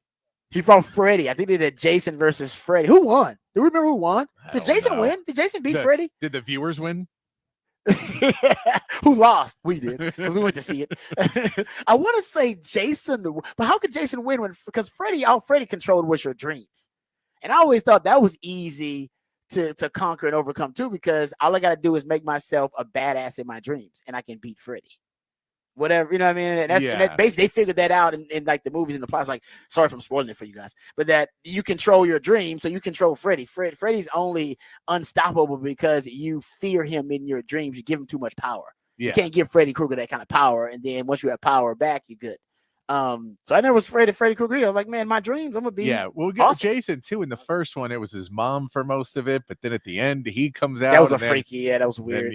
So it's like a weird. Sorry again, spoilers on that one, but should have seen it by now. But that's true. Like the Texas Chainsaw Massacre was scarier to me than Jason and stuff like that. Yeah, because that's somewhat based on a true story. Yes, like some sick mofos out of the middle of nowhere. Ed Gein is the guy that that actually did wear people's skin. Yes. So. See, I get chilled just talking about. I'm like, oh man, people. Oh, that's crazy. That probably freaks me. I don't know if it's scary, but it freaks me out more. I never got scared of Friday 13th or Jason. I can handle Jason. I really could. And he was always trying to punish freaky people in the woods. Like if you get don't do freaky stuff, because he's gonna come try to kill both of y'all. Have you noticed that? He always broke in on sex scenes, killing people in the movies. Yeah, that was one of the things. Like, that was, you ever notice? Because the ratings go down when you're breaking in on guys doing math homework. It's I was like, Jason, can you let them finish first? Like, why you gotta go jump over there and then kill them while they're in the middle of love making? That's not cool. But anyway, speaking of, actually, hey, we got a segment. Yeah, that is a hell of a segue, actually. Speaking of being interrupted whilst making love, I think Shannon Sharpe actually was being interrupted whilst getting it on. Except the problem was he was streaming it live and people were interrupting him to say, dude, we are watching you right now, streaming live your lovemaking session. What's going on? If you didn't hear about that, that's why Shannon Sharpe was trending yesterday, is because accidentally was streaming sexual relations with a young lady.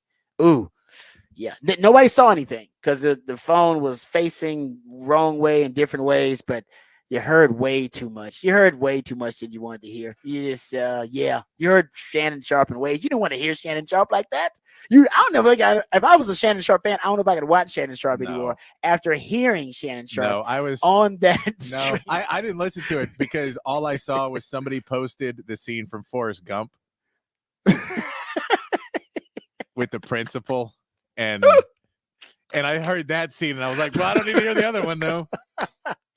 That's not right. I don't know if it was that bad, but it wasn't good. But you know what? I don't expect any. I don't want to hear anybody in that situation. All right, I don't need to hear any of y'all in that situation. If I would do, I'll go to professionals on OnlyFans, or which I don't have an account to, or I'll go to the adult website where there are professionals who post that kind of stuff, and they want you to watch them and that kind of thing. When people are unaware of you watching them while they're engaged in intimate relations, I don't know. I didn't want to hear that. And so I'm sure Shannon Sharpe. We'll hear from Shannon Sharpe talking about how embarrassed he was because he accidentally live streamed an intimate moment. Someone texted it. I don't believe in ghosts, says the guy who turned around to change his blue underwear. I didn't turn around.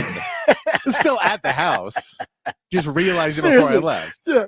We all believe in crazy things. I say I don't mock or judge anybody for their beliefs because we all got some crazy. Like, you believe what? Like, yeah, I believe that. It's much more that I'm a guy who's prepared for anything, and on the off chance that I was with a Texas fan later that night, and she pulled down my pants. She was like, "Are you actually a secret Michigan covert person?" I didn't want that situation.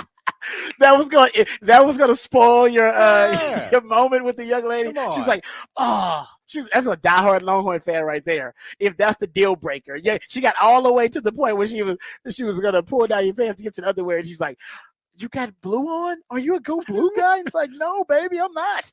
I'm a go you guy right now. Whatever you want."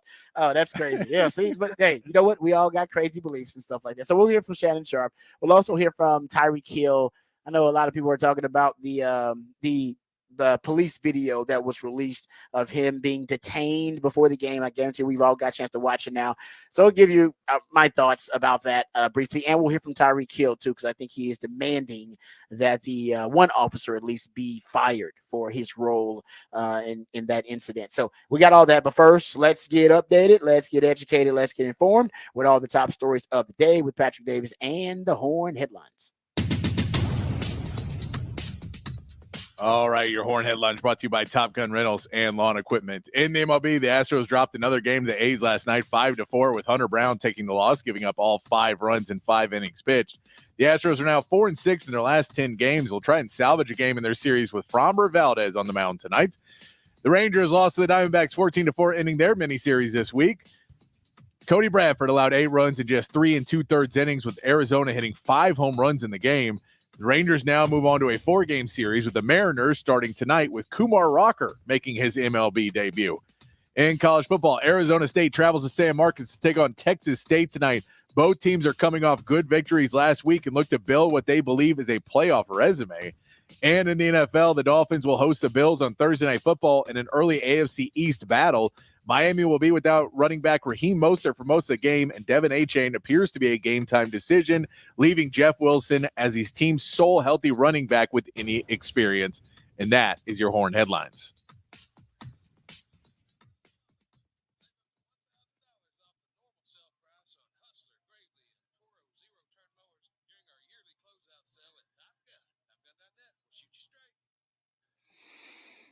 All right. Thank you, Patrick, for the Horn headlines there. Yeah, I can't wait to see if Devin Achane is going to end up playing for the Dolphins. I got the Dolphins in this matchup, but if Achane plays, then I think it puts it over the top. If he's not completely healthy, obviously he won't be as effective. But I don't think people realize how the Dolphins weaponized him last season, and I think this year they got Mike McDaniel's got some real plans for him. You saw a little bit of the sneak peek of it in week 1. He had 7 targets and had 7 receptions for 76 yards. They almost are kind of using him as their number 3 receiver. Not that they need him. They got 2 really good number 1 receivers. And then of course they motion him in and out of the backfield. He's got their version of Deebo Samuel, not the physicality version of it, but the speed version of it. That's what they're doing. Like I said, he's taking the Shanahan offense, but I love the way he's basically it might be the most strict interpretation of the Shanahan offense, because he does use a lot of 21 personnel, the 2 back sets, but it's a pony package. So instead of a use check fullback, he uses another tailback. And he does have a Deebo Samuel type figure, except he's Achane, who he can move around the formation, but he's more speed and Deebo's more power. When he gets into the backfield and gets the ball, they're both yak. I just love his vision of the offense, because like I said, I don't know if Devin Achane will play, but it's interesting the way he's building it slowly but surely, with speed as his number 1 priority. With the offense. And I'll throw this note on the other big game, the Texas State game tonight. That line, I looked this morning. It was last I'd seen, Arizona State was favored by 1.5. It is now down to just a pick 'em, even up. Betting doesn't know where this one's going to go for Arizona State and Texas State tonight. So that one is gone to. I haven't watched a lot of Arizona State either, I'll admit. But Texas State, they beat Mississippi State last week, though. So they beat an SEC. They did. So they competed last week and got a win. Now, I don't think Mississippi State's a great team, but it's the question of, are you going to be able to beat other teams and other Power 5 teams? They did last week, and Texas State has looked good in what they've done. So it'll be an interesting Thursday night game right down the road there in San Marcos. Yeah, no, San Marcos is hype right now, man, and they should be. I do know this: Arizona State's got a hell of a running back. His name is Cam Scatabo. I don't know if you've heard of him. He ran for 262 yards versus Mississippi State. Woo! Yeah. Now they were stupidly running a 3-man front the whole damn time. They probably should change that up, but 262 yards against Mississippi State. So I don't know how good Texas State's rush defense is, but they gonna have to show up. That dude, Cam, his name is Cam Scatabo, is his name. He's a man amongst boys out there, and I believe, if I'm not mistaken, I think he's a white running back too. Boom. Yeah, because he went 11 carries for 49 yards against Wyoming. Didn't do a ton there, but how the hell does that happen? That's crazy. And then they went up against Mississippi State, and he seemed just fine. Maybe he was nicked up or something. I have no idea. You told me about another running back, though, that somebody told us about on the text line that we should be. Boise State's running back. Yeah, Boise State's running back. Ashton right now. He is apparently in the Heisman race right now, because he has a huge first week against Georgia Southern, which they barely win the game. They win 56. I would say Georgia Southern always has a lot of talent. I've watched Georgia Southern on film a couple of times because of the opponent they play. Georgia Southern always has talent. That's a fast, talented team. So what Janty does in that game, 20 carries, 267 yards, 6 touchdowns running the ball. Good Lord. That's 13.3 yards per carry is what he does against there. They play Oregon the next week. They almost beat Oregon 34-37. They lose that game. Wow. He goes for 192 and 3 touchdowns in that game, 7.7 yards per carry. Okay. So he's in the Heisman conversation then. Because that is Heisman watch. That's got to be the only running back in it then. That is, wow. Yeah, now I looked at him, they say he's got 22 forced missed tackles on the season. So he's not like he's breaking away and the offensive line's got big holes for him. No, he's making a lot of these runs on his own. I believe Boise State is off this week, though, so we won't get to see him this week. But going forward, someone to watch as that season starts going. If you want to see if that guy continues to put up around 200 yards a week. Yeah, he's got the best Heisman odds of any non-quarterback to win the Heisman. Yeah.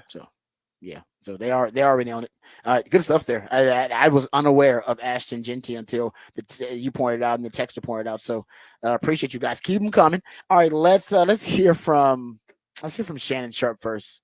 Let's because for those who don't know, I was just scrolling my timeline yesterday when I started seeing Shannon Sharpe trending. I'm like, why the hell is Shannon Sharpe trending? And usually I was like, I don't care if Shannon Sharpe's trending. It's probably something he said on ESPN or Club Shay Shay, whatever. Yes. That's the name of his podcast. I probably shouldn't have clicked on it, but I did, and found out that he was trending because he had gone live on Instagram whilst having a sexual encounter. Yeah, and did not know it.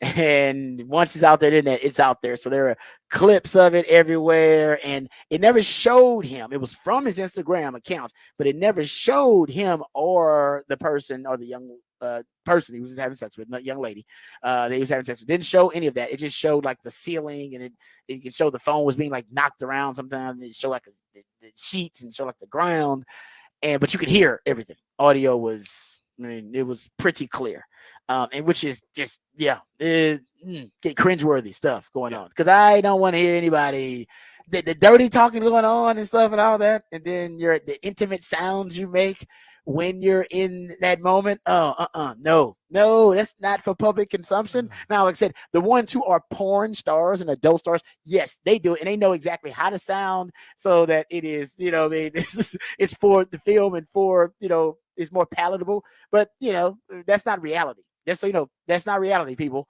And we got to hear Shannon Sharpe really getting it on, and it was uncomfortable and cringeworthy. I can only listen to like 20 seconds, and I was like, all right, I'm good. But everybody's been making fun of him now because they've heard him dirty talking, they heard him moaning and everything else. It is not good, and he's embarrassed about it. So here's Shannon Sharpe.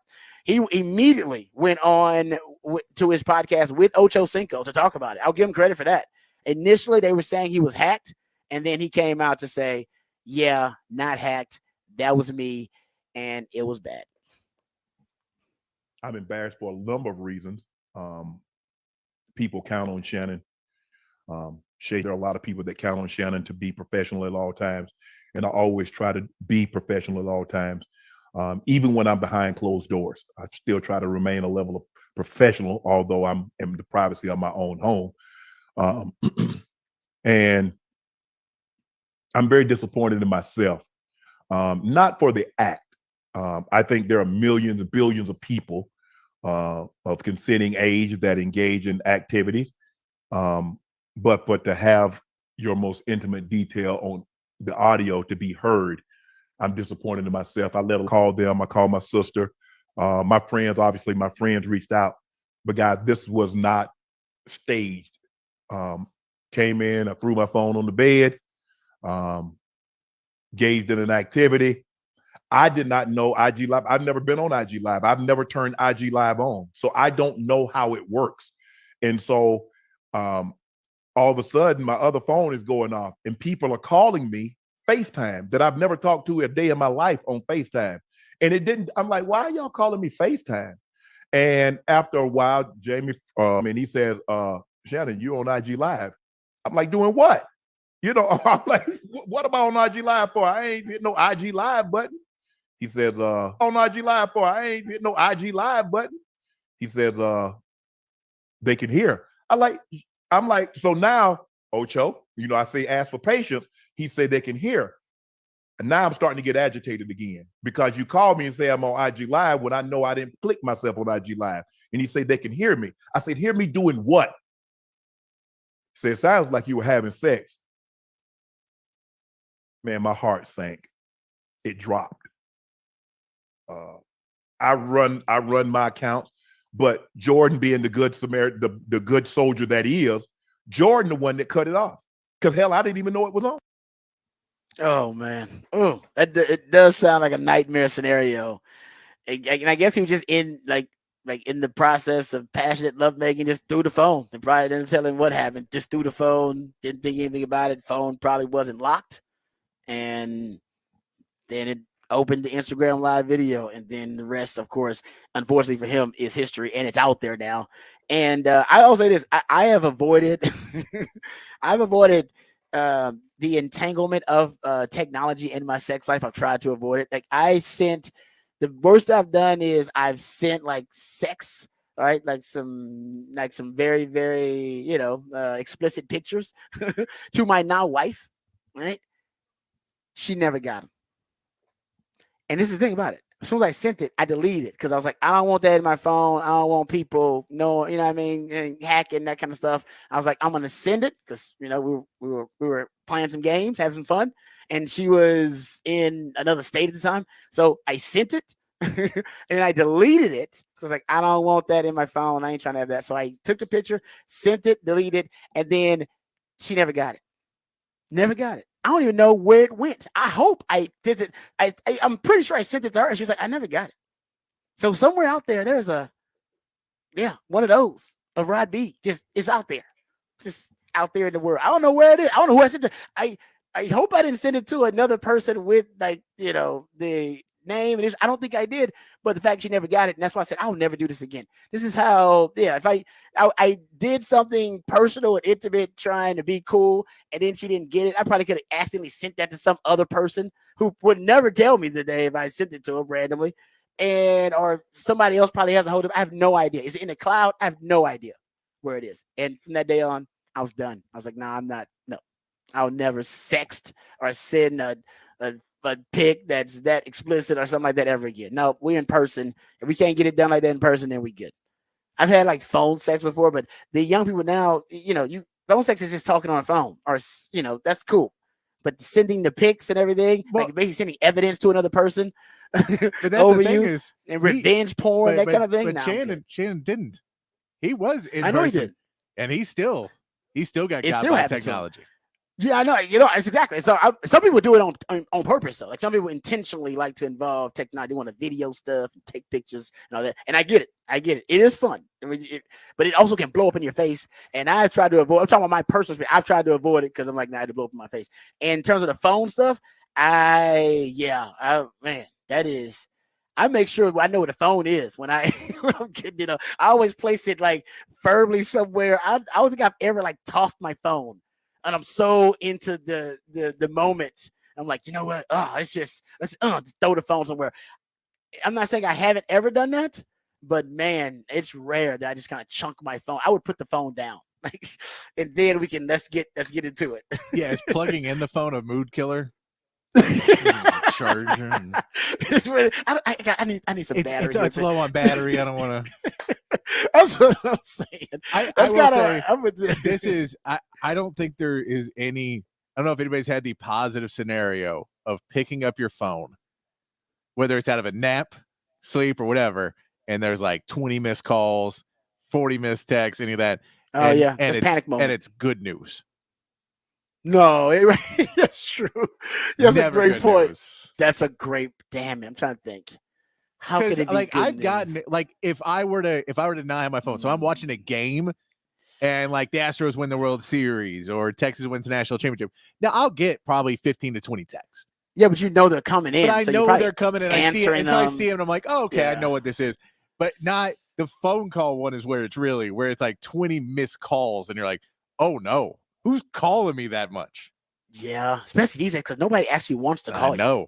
Like that, not nobody wants to go. So somebody, that's why he said people were FaceTiming me. I had never FaceTime with in my life, and they were FaceTiming. He's like, the fit has hit the shed. So you're right. That is a good point. If you're getting calls, something went horribly wrong. If you get like 10 people calling you and within like a 2 minutes, it's like something going horribly wrong. Like somebody died, unfortunately, or somebody really needs you to help them. Like, you're right. Unfortunately, you're right about that. That's just the truth these days. All right, but there you go. Because I've seen people who've messed up this type of stuff, like, because we become a Zoom culture and, doing a lot of stuff like remotely and meeting. And I've heard people who've screwed that up. Like they think their phone is off, or they think that the mute button is on and they're doing something in the background or watching some adult entertainment in the background and they get comments. People who have just become way too comfortable in, technology and our intimate moments, whatever they are. Like we take our phone with us. I call it the sweeting. Like we are in there on the toilet with the phone. Who doesn't do it these days? Everybody does it. It goes into the bathroom. That's not only a serial killer would go into the bathroom these days without their phone and just sit there. Oh, it is a depressing feeling. Reading the back of the shampoo bottle.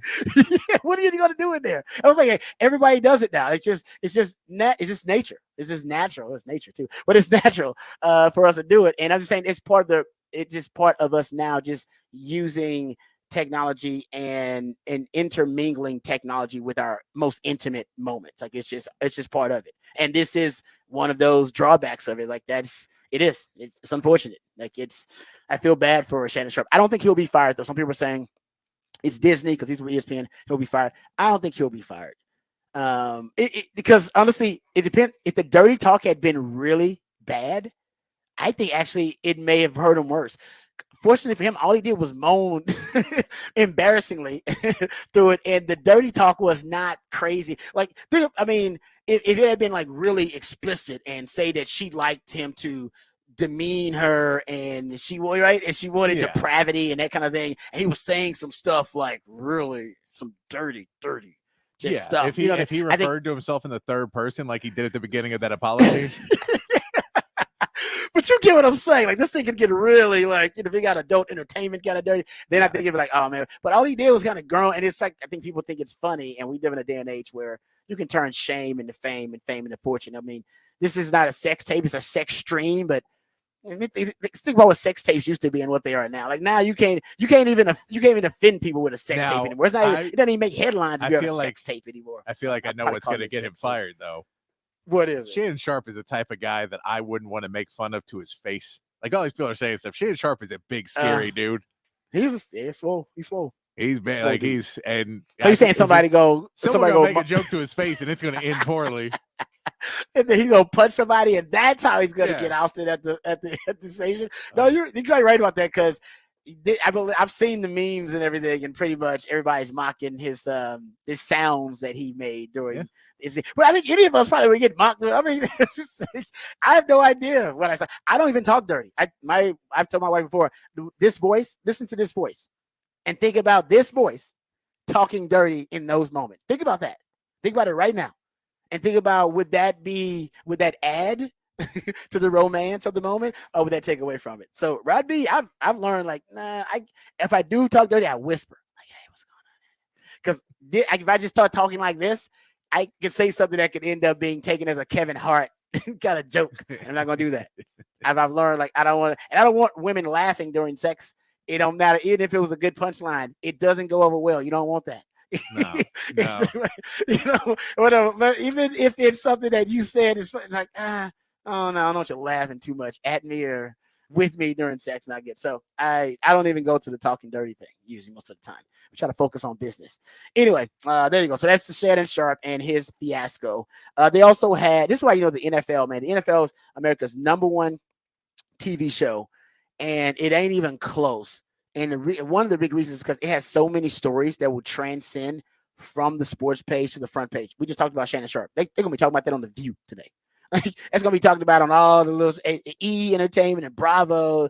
Andy Cohen's going to be bringing that up on his show. Everybody's going to talk about that, and that's a football-related story. Same thing with Tyreek Hill. It's an unfortunate story that talks about, obviously race relations and, kind of the sociological element of policing in our community and all that kind of stuff. Of course, those are serious topics, but also this guy got detained, but right before the game, the day of the game, got detained, and then went out there and had 130 yards receiving and an 80-yard touchdown.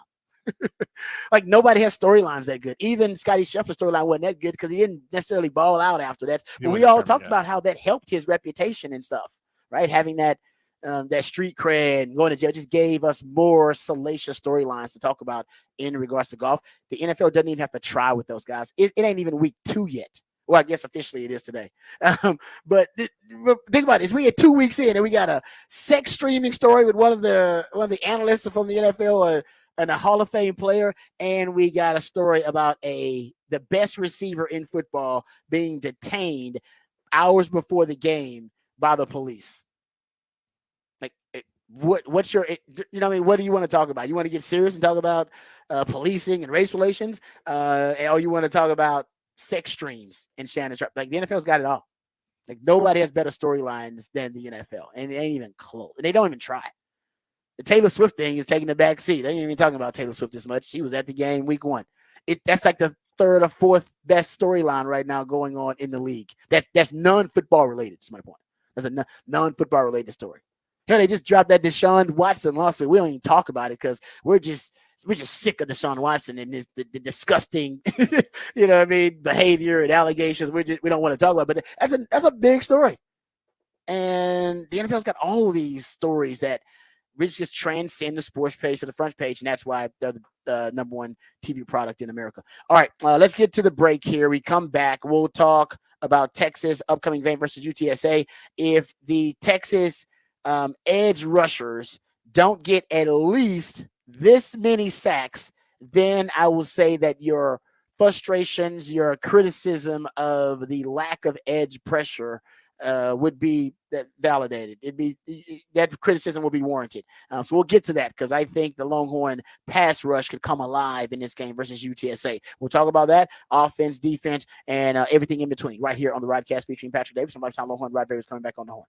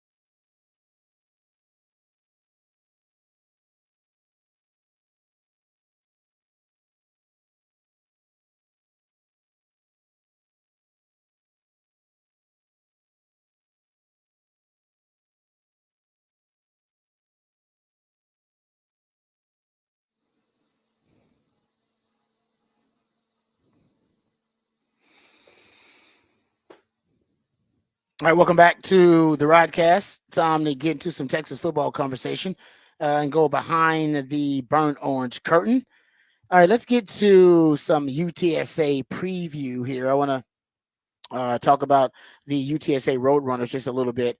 I initially, when I looked at this matchup, I thought, hey, man, this Texas State offense, they're one dimensional and they're going to try to throw the football because they, right now in the first 2 weeks, have a top 35 passing attack. But when you actually break it down, I think they're only one dimensional out of necessity, and they're not necessarily really good at that one dimension, which is throwing the football. They're, like I said, top 35 passing attack. They're averaging around 295 passing yards per game. But amongst that group, top 35 passing attacks in the country, they have the lowest yards per attempt and the fifth lowest completion percentage among that group. So it is, it's a passing attack that still struggles to get the football downfield and to operate at a high level of efficiency. And in addition to that, for them not, being a passing attack that's prolific at all, they actually don't protect the passer really well. Eddie Marburger, who is one of their quarterbacks, and Owen McCown, who is the quarterback that gets most of the starting reps. He's the one that started the Kennesaw State game and started the game against Texas State, but Eddie Marburger actually came in, I believe, at half of that Texas State game. I'm not sure if it was performance, if it was productivity, or if it was just them trying to save McCown because Texas State scored 35 points by half and the game was already out of hand and they didn't want to take a chance on McCown getting hurt. Not really sure what the issue was. Maybe he got nicked up. I'm not sure, but they did play some of Eddie Marburger in that matchup versus Texas State. So if you just include both of those quarterbacks and the pressures allowed on the quarterback by UTSA, 35 pressures is what I count. To give you some context, I believe Texas has allowed 14 pressures so far this season. 11 versus Michigan, 3 versus Colorado State. They've allowed in 2 games 35 pressures on their QBs. That's a lot of pressure in 2 games. And their discrepancies about how many sacks they've allowed. The UTSA website itself says they've allowed 7 sacks. Pro Football Focus says they've allowed 6 sacks, and there's a college football stats website that said they've allowed 5 sacks. So not sure which one it is. Either one of those numbers is a high number. 5 in 2 games is a high number, but 7 in 2 games would be one of the highest numbers in the country. They've allowed 15 quarterback hits on their QBs. And the 7 sacks, by the way, have been by 7 different players. Now, some of these guys are getting half sacks.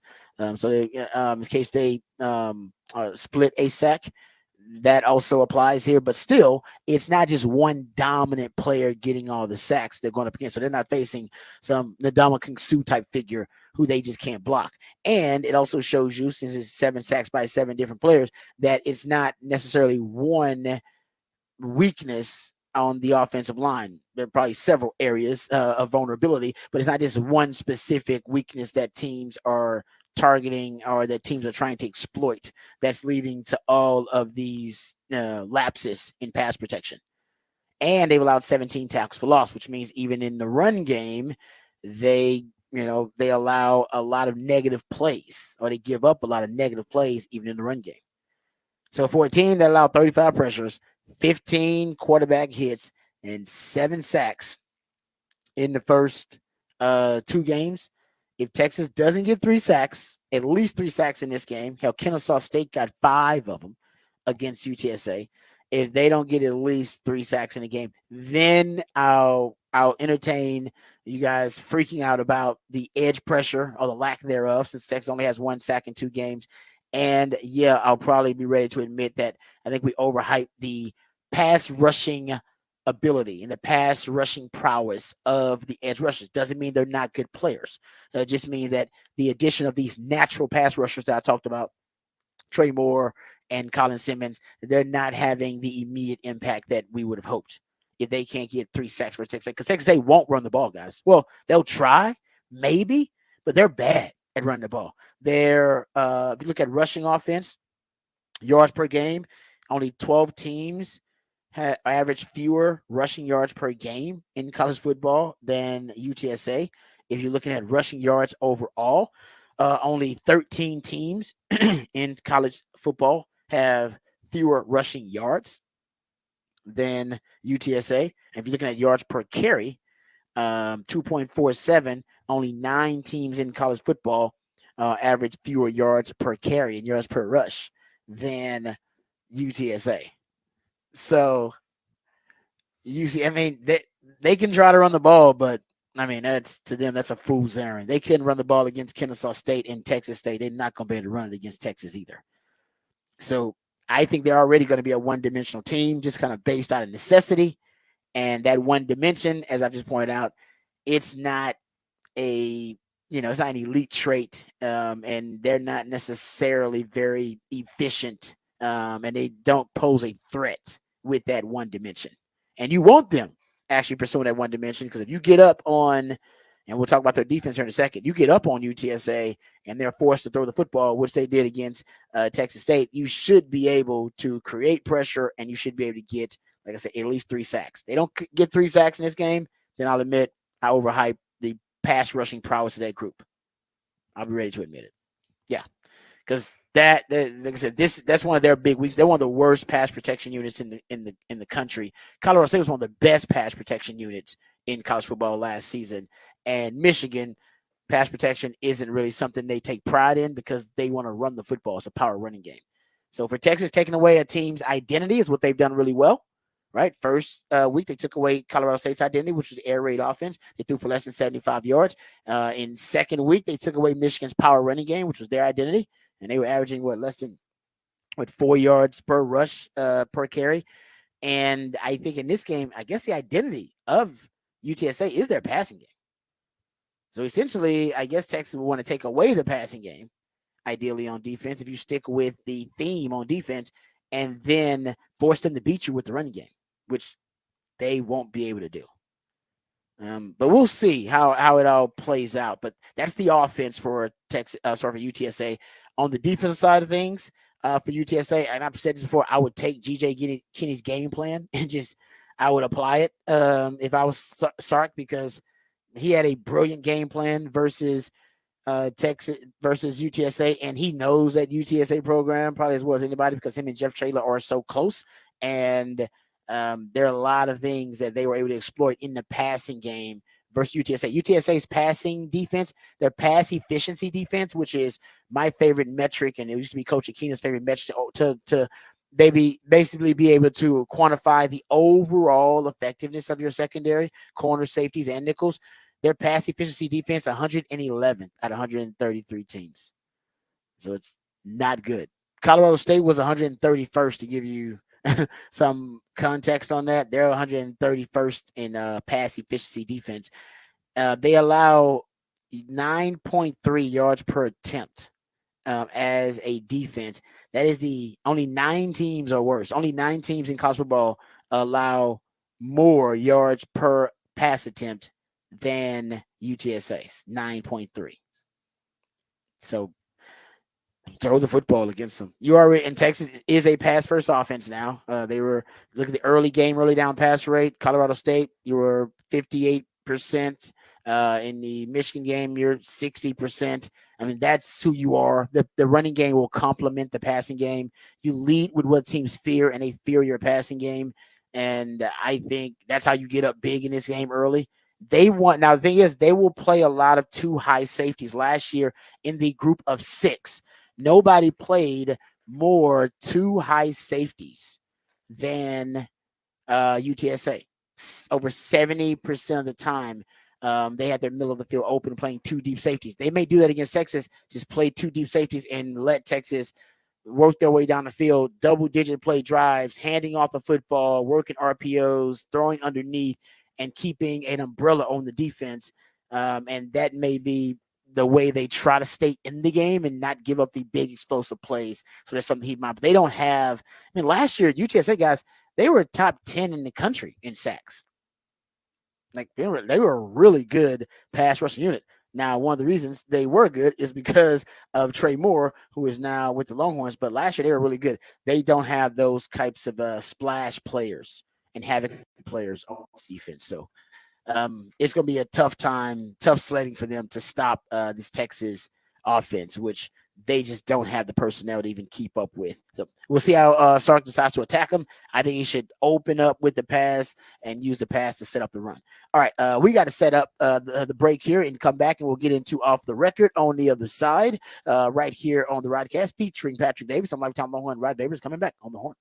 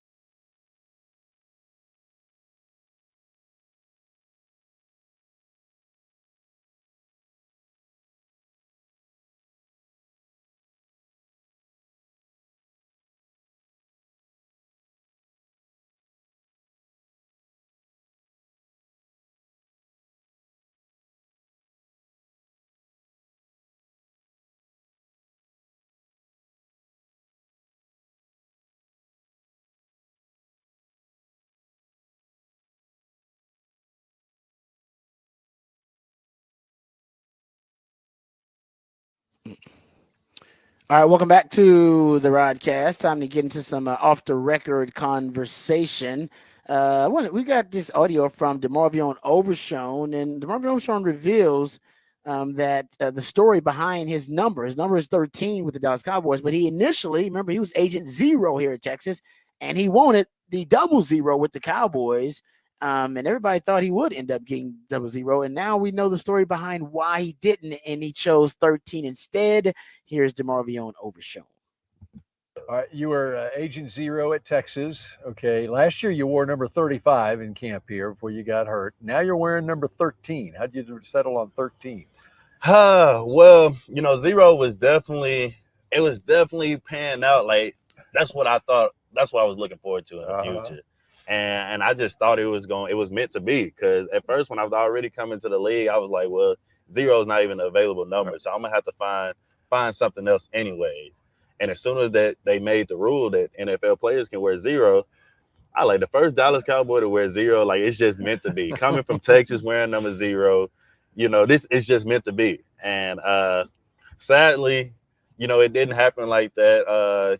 That's Rowdy number, and I guess me and Rowdy gonna have to duke it out, but Rowdy my guy, and so I think Mr. Jones is gonna hold on to that number for a while. Hopefully, 13 looks so good on the field, he'd be like, you know what, you can have 0, but 13 is just a number that I've always been told my lucky number. Me and my son share the same. Well, our birthday is both on the 13th. I got some other family members that anniversary is on the 13th, so it just seems right. So your goal, though, is to be number 0 whenever Rowdy decides that you played well enough to earn number 0, right?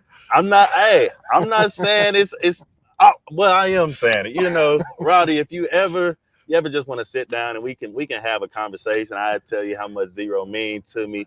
Maybe we can have a little quick jersey change just for a game, just to see how it looks on me. If it don't look good, if it look better on Rowdy, I give it back to him. But I promise you, Rowdy, like I would make that 0 shine just like you do. But I actually told people, that bought the 35 jersey last year, and I already purchasing the 13 jersey. I'm like, man, I'm sorry what I'm doing to y'all bank accounts. I know the NFL.com is not cheap with these jerseys. So I promise y'all this 13 is gonna be the number that I'm riding with, unless 0 just magically pops up in my locker one day. You're gonna have to buy another jersey. It's gonna be number 0. But other than that, 13 it is. 13 it is. How good would DeMarvion Overshone have to be for Jerry Jones to take it off Rowdy and give it to Overshone? Second contract. All pro? Second contract. He becomes an all pro? No, second contract. Really? That's all it takes? Yeah. No. Yeah, second contract. It's got to take more than just a second contract. Second contract, you can get those without being an all pro. You can just get those. I'm not saying they're tough to get, but I think if you got to achieve something for him to take it off the mascot and give it to you. I don't think Jerry cares that much about it. I think it's more along the lines of he's like, no, I got something over you. When we go to negotiate a contract, I'll be like, well, I'll tell you what, we won't give you this extra, but I'll give you 0. I think it's got to be. I think he's got to get like an accolade. I don't think he just gets a second contract. I think Jerry needs him to be like an all pro or something. And then Jerry wants to make a ceremony out of it. Yeah, we're going to I think he does. Yeah, definitely. And give it to the best linebacker in football. It's DeMarvion Overshone, and the O stand for 0. You know what I mean? I think that's kind of how I feel. My Jerry Jones is getting. Sometimes it's really good, sometimes it's way off.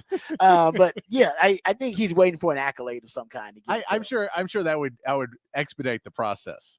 Yes. I'm sure that would expedite if he gets an all pro, or if he gets, I don't know. I mean, I don't know if it's. I don't know. I feel like he can get it. Maybe if he gets enough sacks, if he plays enough. If he's a starter, he's just start. It becomes a starting linebacker. Yeah, I'll tell you what. If he sells enough jerseys, Jerry will be like, "Yeah, no, change that number up. Sell them again."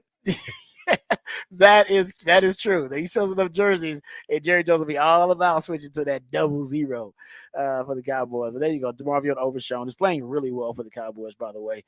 So happy for Demo having a great start to his second year with the Cowboys. All right.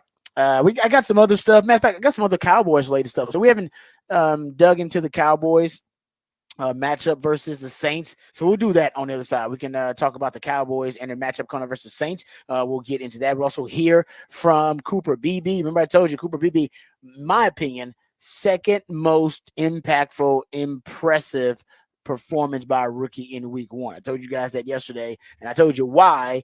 And now we know who may have been the reason, the biggest reason why Cooper Beebe was so successful transitioning to center when he had never played it at the college or the pro level. But he did it in his first game as a rookie and did it.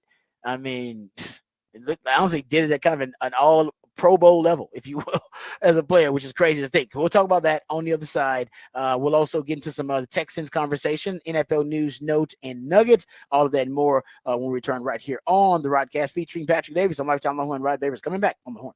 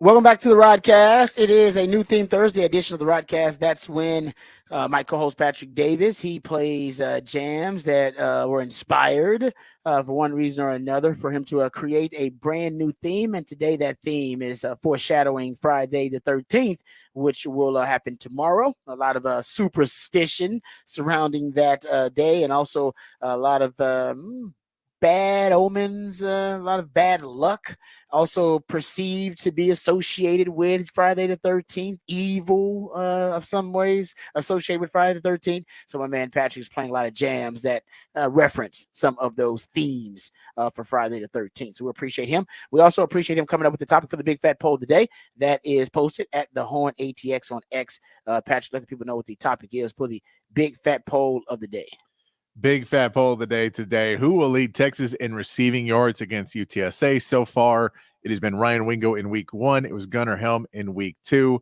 We know Isaiah Bond and Matthew Golden have been top targets for him as well. Right now, Ryan Wingo winning the poll with 46%. People think Wingo will get it again, possibly because of they're hoping that it will be a one-sided affair and Wingo will get much more playing time in the second half, and that's why he is getting it. Isaiah Bond in second place with 30% of the vote, 17% of the vote to Matthew Golden, and only 6% for Gunnar Helm. Don't see Gunnar Helm coming back and having another big game, but that makes sense. You don't expect him to play a ton throughout this game as well. I don't think it's any shots at Gunnar Helm. I think they just think, well, you're too good. We don't want to use you up against UTSA. No. Yeah, I just think that Sark's going to focus on kind of funneling targets to certain guys who haven't really found their groove and their role in the offense yet. First couple of games, it's still early, but you can tell some guys have already found their role. Matthew Golden, clearly the red zone guy. Gunnar Helm has found his role as being the safety blanket for Quinn. And it seems like Isaiah Bond has found his role as being more of the vertical threat and sometimes the catalyst in the passing game. Sark will feature him early to get things going. So there's some guys that have found their role in the Jaden Blue's found his role in the passing game. That guy's got 12 targets in the first 2 games. He's found his role in the passing game. There are some guys who haven't. DeAndre Moore hasn't found his role in the passing game just yet. Jonte Cook hasn't really cemented his role just yet. I think Ryan Wingo, I just don't think Ryan Wingo, he doesn't have a role yet just because he's young, and Sark said he's still learning all the positions, but also because we don't even know what his ceiling is. He's so damn good. Yeah. Every time he touches the ball and every time he plays, I mean, it just seems like there's only a few touches or a few targets that you have to funnel to him before he makes a big play. No. Happened in the Colorado State game, happened in the Michigan game. That's so far this season in the 2 games, the 2 players that I've out loud said, holy crap, that's a freshman, is Ryan Wingo and Colin Simmons. Yeah. And I think that was Anthony Hill last year, was the main guy. You think Anthony Hill was the guy you go, holy crap, that guy's a freshman. Yeah. Like what yeah, seriously. You're not supposed to be doing that right out of high school. Nope. I agree with that. I'm with you on that. Yeah, he's one of those guys where it's only a matter of time, right? Same thing with Cousins. It's like, okay, it's only a matter of time for that guy. And that's why I think at Ryan Wingo, the end of the year, at the end of the year, he could end up being, not sure, number 1 receiver, but I could see him in the starting rotation, basically, of receivers. I mean, let's put it this way. So good. I think by the end of the season, if things go the way they're supposed to be going, then everyone's going to have to game plan for Ryan Wingo. He is no longer a guy that you kind of, spend a couple, an hour on or something or a few minutes on. You are now spending time trying to figure out, hey, when this guy's in the game, we have to guard him differently. Yep. I can't have him one-on-one with my guys. It's not going to work. I can't. Yeah. No, I agree with that, man. I think he's that good. I mean, he hadn't had that many touches and targets, and he led you in receiving yards and yak yards in game 1 and had your longest rushing play in game 2, right? He had the longest 55-yard run. And how many touches did he have in that game? Touches and targets? No, I mean, he had like 3, maybe. I don't even know if he had that many. Let me go look. He doesn't need many. He doesn't need much, man. No, because he makes the play. That's why I say it's those moments of when you say, holy crap, that's a freshman, is because he makes those gigantic plays, whereas opposed to it being, well, yeah, no, he's really good. He's getting those, he's being really consistent. And no, man, that guy can just break a game wide open. Yeah, I take it back. He had 0 targets. That was his only his only touch. That dude's only touch was a reverse in and around. He had for 55 yards. He had the most explosive play on the day for Texas with 1 touch. 1 touch. He's running that Xavier Worthy Chiefs offense right now. Yeah, he is. Yeah, that's exactly the kind of impact he can have. No, I mean that's exactly right. That's real. That really is amazing. Yeah. So in terms of per touch, nobody on offense is better per touch than this dude. Then. Oh well, that seems unfair. Right? When you think about it, nobody's even close. Because think about what he led you in yards and he had how many targets in? So in game 1. All right. In game 1, he ends Ron Ringo with 4 targets and 4 receptions. It's a pretty good ratio. And he has 70 yards. And you had 55 yards in game 2.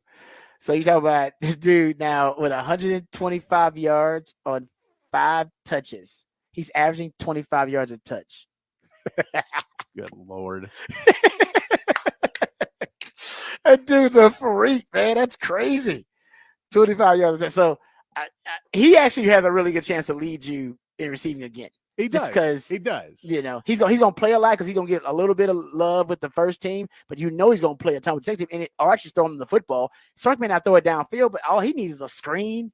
He just needs a hitch, a slant, and he'll turn it into a big play. Yeah, he is the best big play threat on this offense right now. If you just look at the numbers, that nobody has the big play threat ability that he does in the first 2 games. 125 yards a touch. That's a freaky Bijan Robinson stuff. Bijan had freaky numbers like that. Remember, like his first year that Tom Herman didn't want to play him, and when we did see him, he would break big runs all over the place. Yeah, and he'd be like, "What the hell? Why don't you play that guy more?" I feel like we'll be like, but Sark won't make that mistake because Sark will play him. Sark's playing him now. But man, the way this guy's going, I say by mid-season, you got to have him in the rotation, like heavy rotation. I mean, he's got 2 games right here to prove more consistency and more ability to be out there. And it's once you get there, then you're in Mississippi State, which is a beatable game, but another one he can get into. And then, I mean, you need all your weapons in those next 2 weeks. Man. Yeah, I didn't.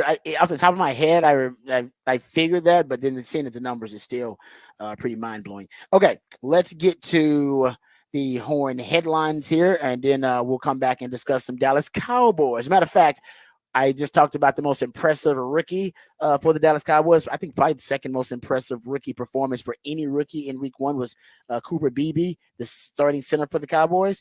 This story is even cooler than I thought. I thought it was a cool story before.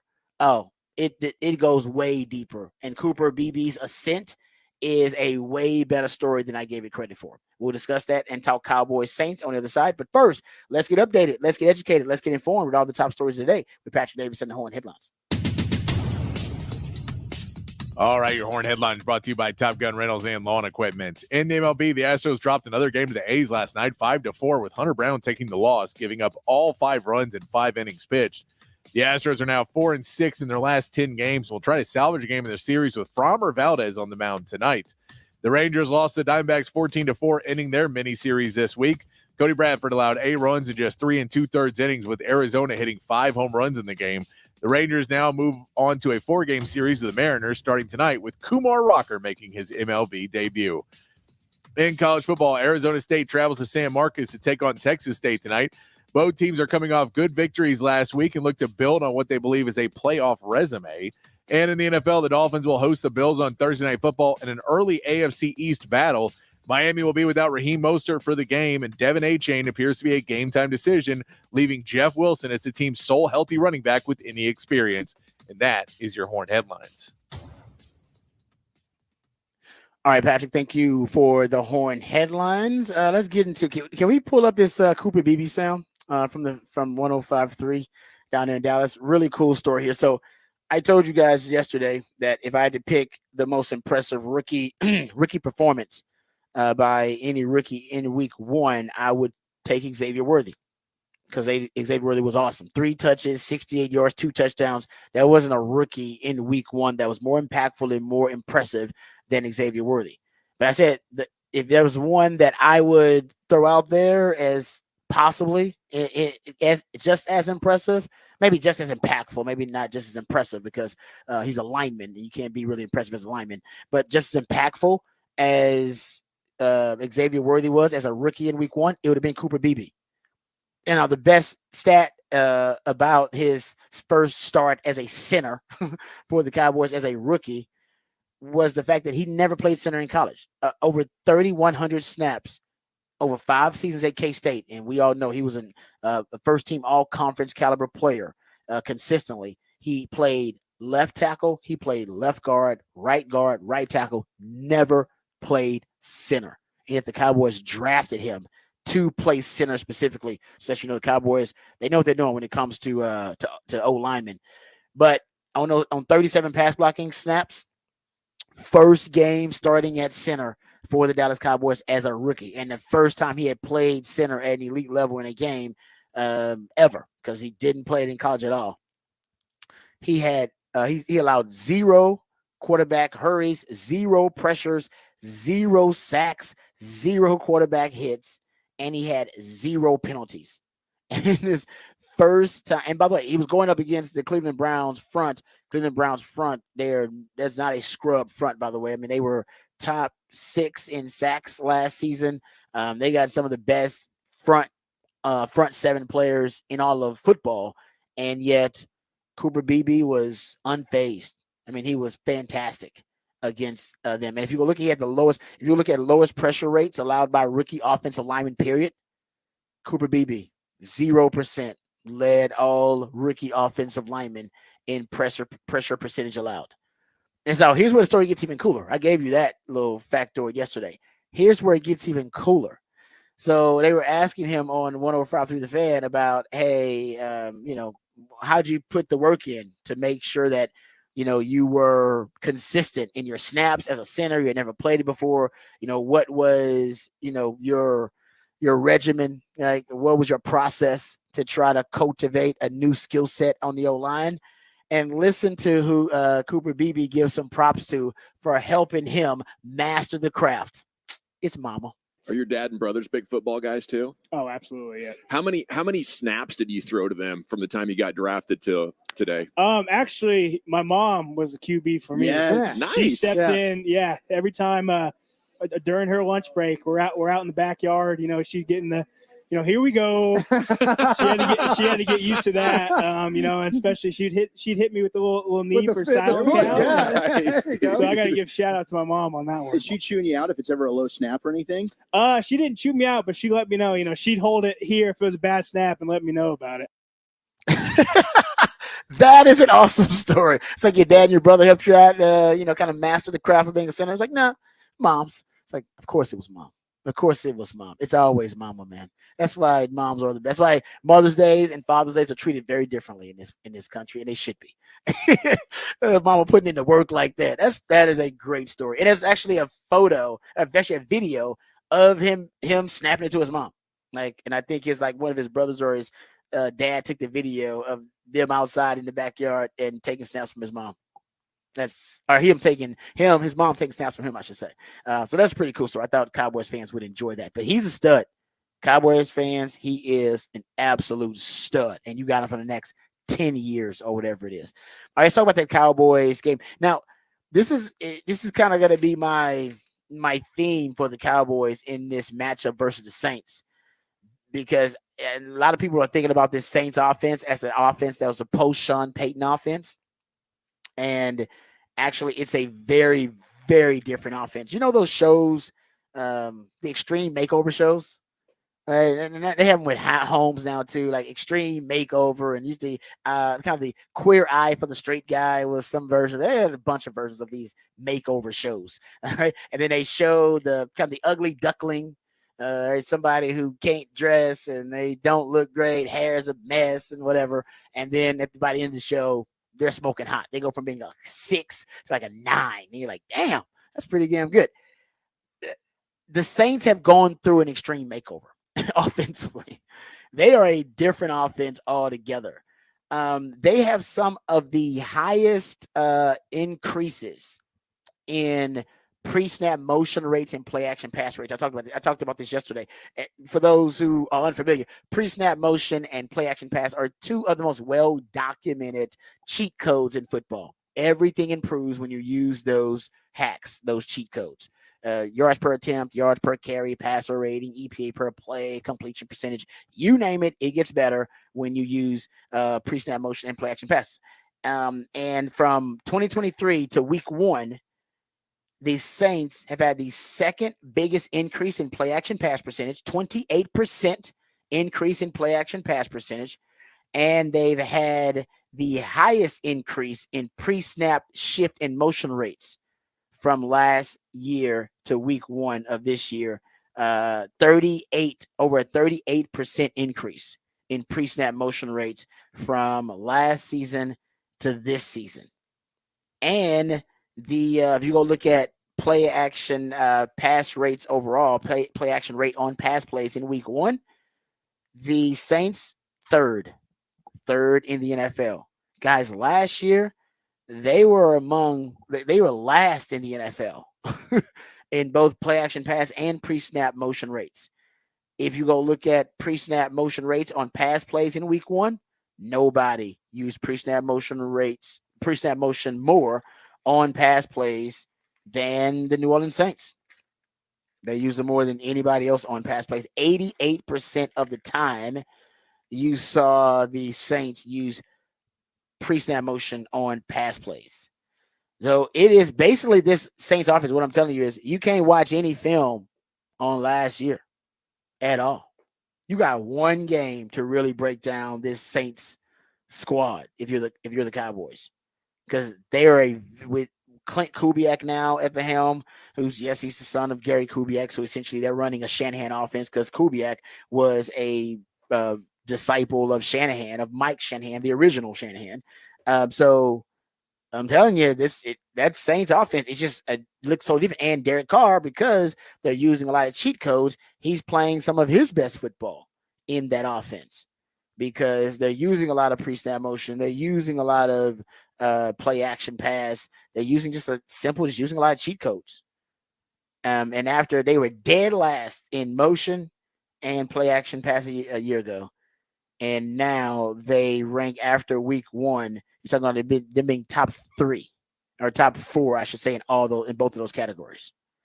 So that I like the transformation. They say it's an extreme makeover for him, but it's going to work out well for guys like Alvin Kamara in that offense.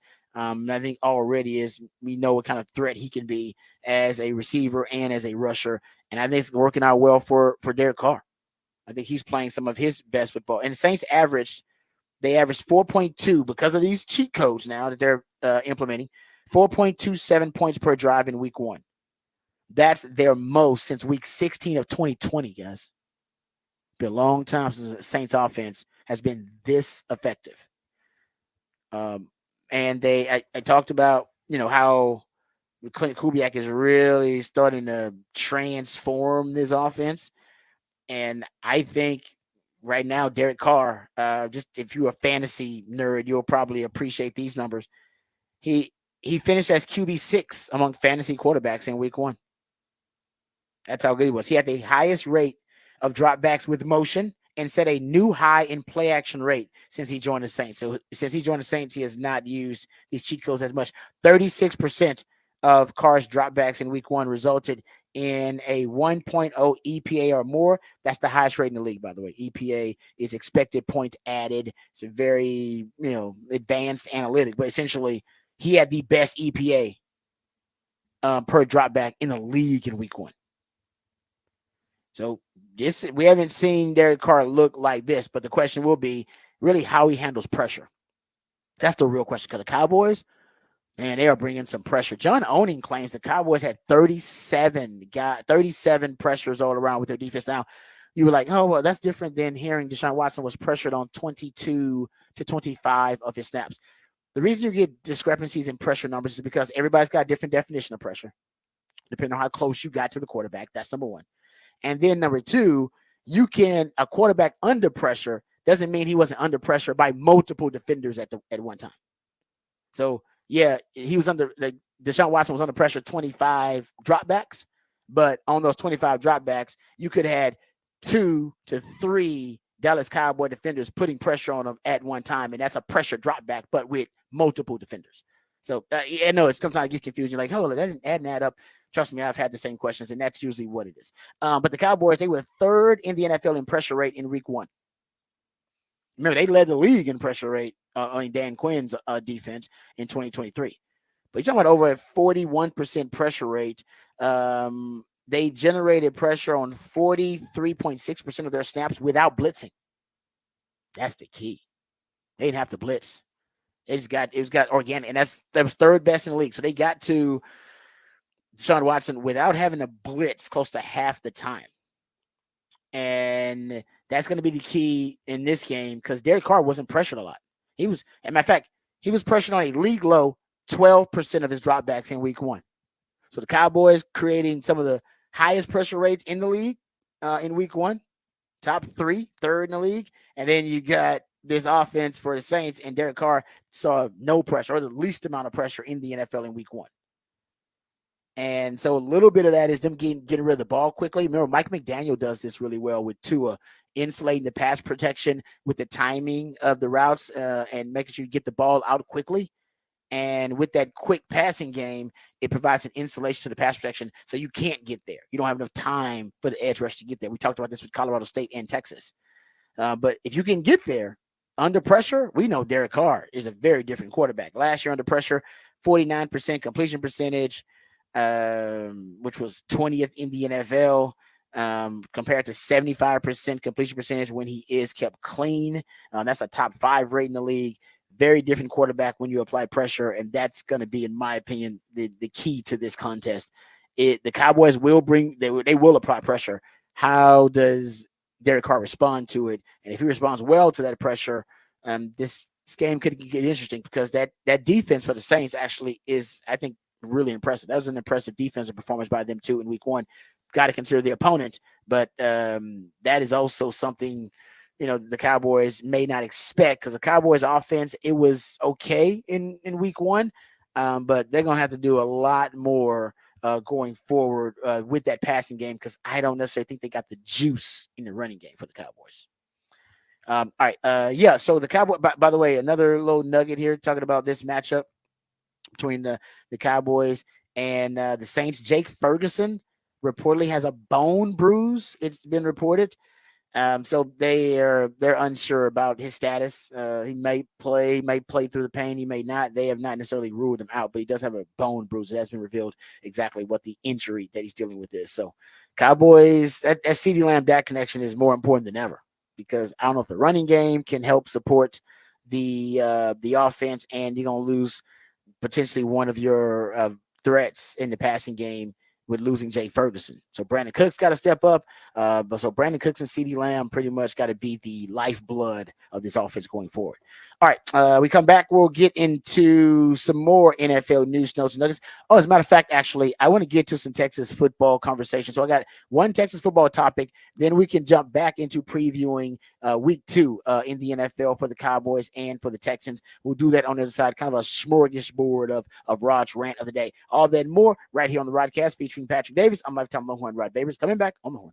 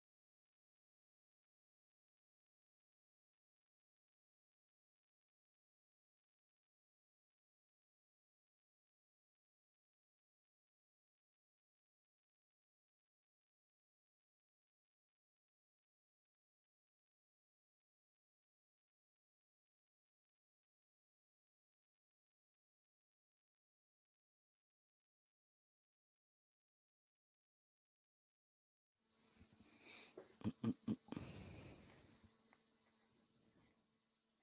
right, welcome back to the Rodcast. I want to get to a couple of topics. Hopefully, you got time to get to some Texans talk too. We talked Texans early in the show, but I want to talk about their week 2 opponent, these Chicago Bears, and we'll dive into that too. But I've been looking at the red zone offense for the Longhorns because that was their big issue, right? That was a big Achilles heel last season. They were 120th in touchdown percentage in the red zone, a little over 50% of the time they were scoring touchdowns in the red zone. That was problematic, right? And you could argue that was one of the reasons, if not the main reason, that the Longhorns lost 2 games last season against Washington and against Oklahoma. The red zone issues started to rear their ugly head, and it came back to haunt Texas. And so we know Sark focused on red zone offense in the offseason. We know he didn't have to tell us, but we know that was part of his offseason study.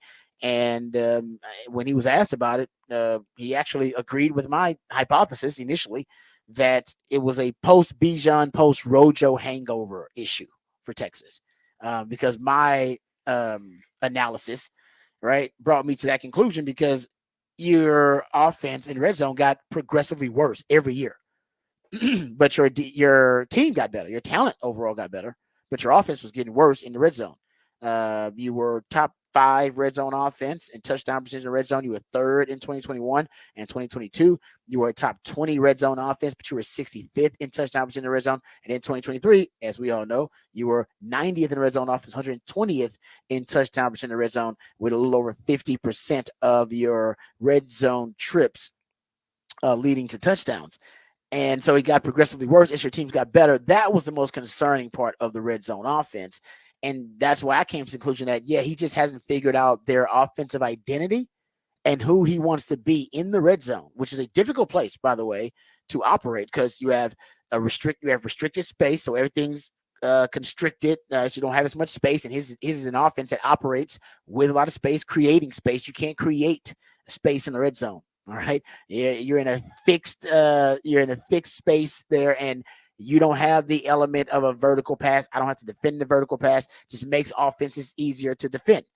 And, I think everything happens faster in the red zone. I talked about that too. Everything happens quicker. So a lot of the concepts that Sark wants to use that are a bit slow developing, and it may take a little bit of time. They often can be counterproductive in the red zone because everything happens so quickly that can be advantageous to the defense as well. And so I just think Sark, whether him trying to be a bully ball team and go with jumbo packages in the red zone, or, trying to target certain players in the red zone, like an AD Mitchell or a JT Sanders, or them trying to use more trickery and deception in the red zone. Sark just never really found his groove. And he never really saw the problem last year too. He admitted that. But he did admit post-Bijan Rojo hangover, which, by the way, was my theory as to what the issue was. But that did not help you solve the problem. That's just identifying the problem. And he also said the second issue was him. He said it was me. I didn't, I was inconsistent as a play caller, and I really never was able to forge an identity in the red zone. I'm paraphrasing, but that's what he said this past offseason. So I know Sark obsessed about it, and I know he looked at the man in the mirror first and foremost, because he always does. It's what we love about Sark. And I did my own research about what the issues were in the red zone. And essentially, I did research on the most successful play concepts in the red zone and the least successful play concepts in the red zone. And essentially, I was going to go with the old Astros model with, all right, just do what works. Do more of that. Lean on what works and discard what doesn't. If it don't work and it's causing you negative plays in the red zone, throw it out. And everything that has been working for you in the red zone, high success rates, high yards per attempt, yards per carry, improved metrics, let's focus on that. All right, emphasize that. You get what you emphasize. That was just my theory. And you guys know, because I told you this, I did several segments on it. And I said, based on my research, I found, some interesting things. But just to cut and dry, I said, you got to start using more misdirection. More misdirection. Like 6, I tracked the 10 most successful concepts that they used in the red zone. And 60% of them had misdirection somehow baked into the play, whether that be with the pre-snap motion, whether that be with the boot or the waggle or the rolling of the pocket with the quarterback, whether it be with the route combination of the receivers, some type of misdirection that would occupy the eyes and force defense to communicate and oftentimes over communicate. I said you got to throw more misdirection in there. Also threw out there you should have more pre-snap motion because it just works. We talked about this yesterday. There's a reason that Kyle Shanahan's using motion on 90% of his damn plays versus the JETS Jets. There's a reason Andy Reid used motion, pre-snap motion in shifts on 95% of his first half plays against Baltimore. It works. It works every time too. Like it's not sometimes. No, it works every time. Use it more. I said you got to use more misdirection, more pre-snap motion, and honestly, they should be interlinked. I did say you should use more pony package, but I don't know if you're going to get more pony package because the running back situation. So let me throw that one out. And that's not Sark's fault. Sark, I think it's just being smart about the usage of the running backs. And I did say that RPOs are working more. And I would say maybe that's the only thing that doesn't really apply because that's based on my analytical breakdown of the red zone Austin, Texas, that their RPOs were working more for Sark. And I'll start with that because Sark has decided, and Sark has a RPO-based passing game. He literally describes it as an RPO-based passing game in all of his coaching clinics. And 65% of Sark's offense consistently is RPO, all right, play action pass, and screen game. That is 65% of the passing game in a nutshell. Using your straight drop back situations, you're between 30 and 35% straight drop back. That's why it's such a quarterback friendly system. Because all the throws are high percentage throws, yak opportunities, and as a quarterback, you're always put in a situation where he's gonna give you a force multiplier or a cheat code to help you. Screen game, play action pass, pre-snap motion, RPO. He's gonna help you out. It's because he's a quarterback, right? He's a quarterback. He's not trying to make life tougher on quarterbacks. The toughest thing to do for a quarterback is what? Straight drop back. Straight drop back. Everybody knows that you're about to throw the football. We can pin our ears back, and that's usually in some of your third and long situations where you probably get the most straight drop back opportunities. So I've been tracking the red zone touchdowns for Texas. And by the way, they have 10 red zone touchdowns, 11 scores, so 1 field goal in the red zone. I did 11 touchdowns in the red zone because that Gunnar Helm touchdown was on the 21-yard line. I count it as a red zone. It's on a 21-yard line. I'm going to count it. Usually red zone is 20 yards and in. If it's on a 21-yard line, I'm going to count it. So that's what I did in my study. So this is what I found. And remember, what I say Sark needs to use more of in the offseason. More misdirection. More pre-snap motion. I wanted more two-back sets too. And I said more RPO, but this is where he deviated from. That's what kind of one part where he deviated from what I thought he should use more of. And he's brilliant. That's why he's making a lot of money, and he's the coach, and I'm not. The straight drop back game for Quinn, and it makes sense. If you go look at the touchdown passes in the red zone, you have 7 touchdown passes in the red zone. And that includes Arches too, by the way. Arch had the pass to Silas Bowden. Off schedule, but still ended up being a touchdown pass technically. 6 of those 7 touchdown passes in the red zone, straight drop backs. So straight drop back. No screen game, no play action pass, no RPO. And this is why I think it aligns with something I brought up, my analysis in the red zone. Everything happens faster. Everything happens faster. So I think Sark has basically said, I'm not going to waste my time with the deception-based passing game in the red zone as much because we don't have the time for it. That can deceive the defense, but it actually is more counterproductive, and it's actually wasting our time. And because my quarterbacks, and I think this is for Quinn specifically, he wasn't getting into progressions quick enough. Everything happens faster in the red zone, including your progressions. They got to happen quicker. There's not enough time for you to survey with the extended time that you have in between the 20s. In the red zone, I need you to go boom, boom, boom. So not only we know that Quinn needed to get through deeper into his progressions. Sark said that. But I think in the red zone specifically, you need to get deeper into the progressions, but get through them quicker.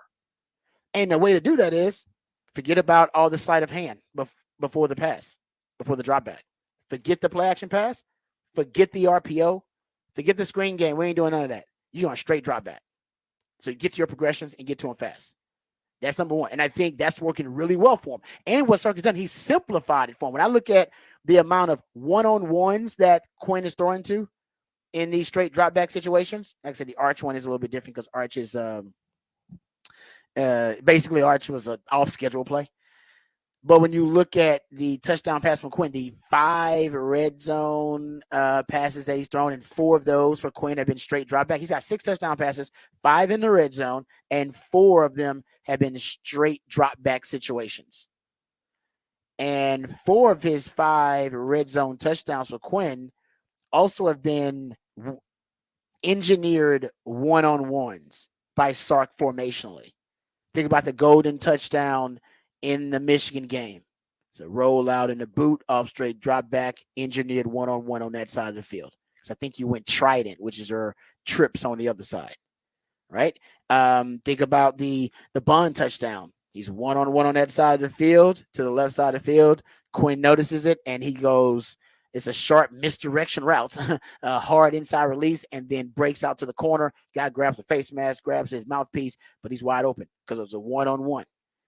You go think, and even if you go look at it's him arranging, even I'll go look at that Jaden Blue touchdown, the way it's arranged, it's just getting Jaden Blue engineered in a one-on-one situation so he can beat that guy to the pylon. And he beats him to the pylon. And so and even the rub route that they have for Golden on the 1-yard touchdown in the Colorado State game, it's just a simple read for Quinn, and that's a straight drop back, simple read for him. It's a rub route, and he knew he was going to Matthew Golden from the jump. Like, he knew. Like, hey, that's the rub, and that's the route we're going.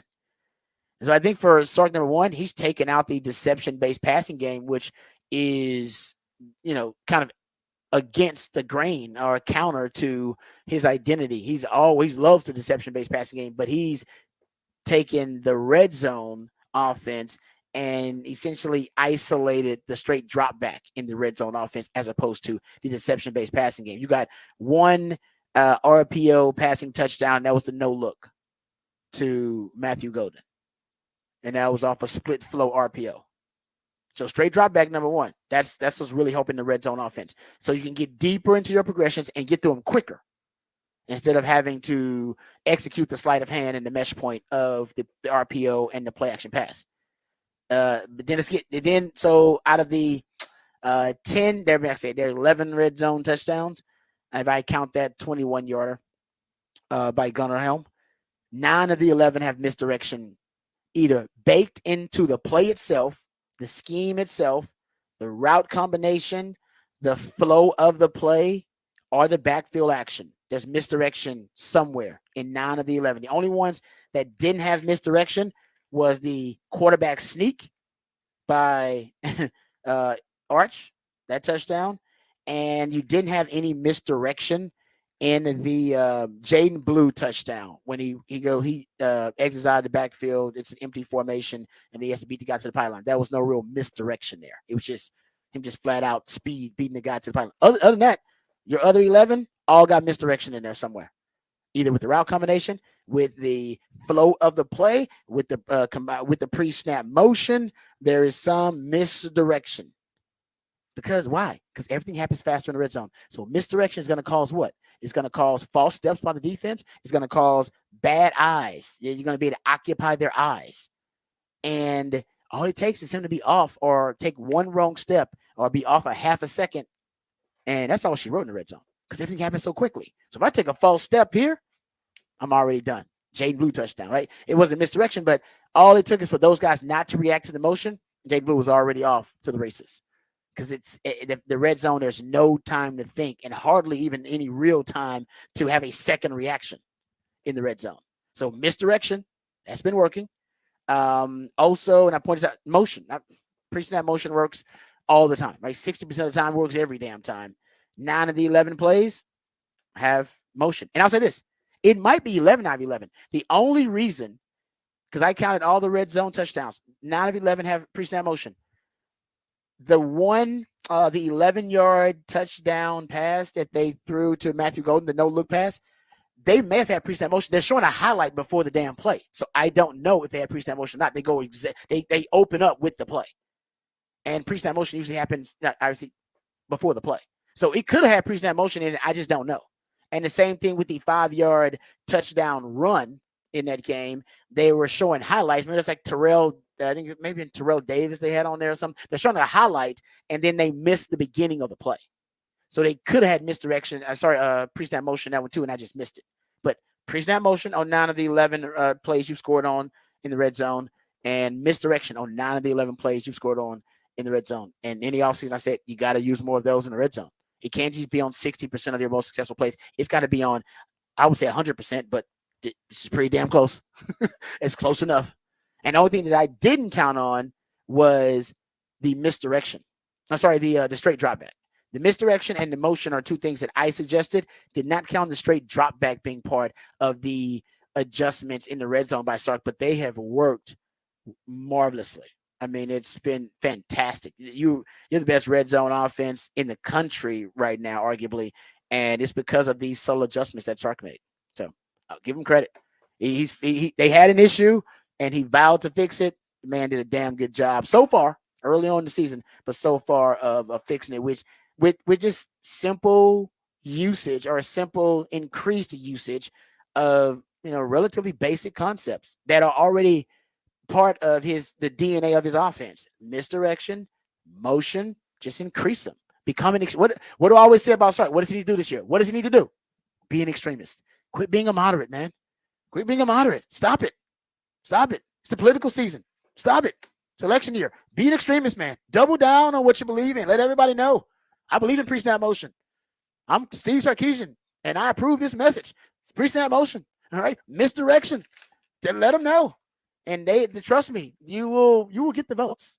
No, I think took the analogy too far, but you get the point. All right, we'll come back. We'll wrap it up, put it in the oven. We'll also get into our who said that segment. That's when Patrick plays pieces of audio from the sports world, sometimes beyond the sports world, and based on the context clues or familiarity of the voice, we always have to identify or recall who said that. We'll play that when we come back right here on the Rodcast featuring Patrick Davis. I'm lifetime Longhorn Rod Davis coming back on the Horn.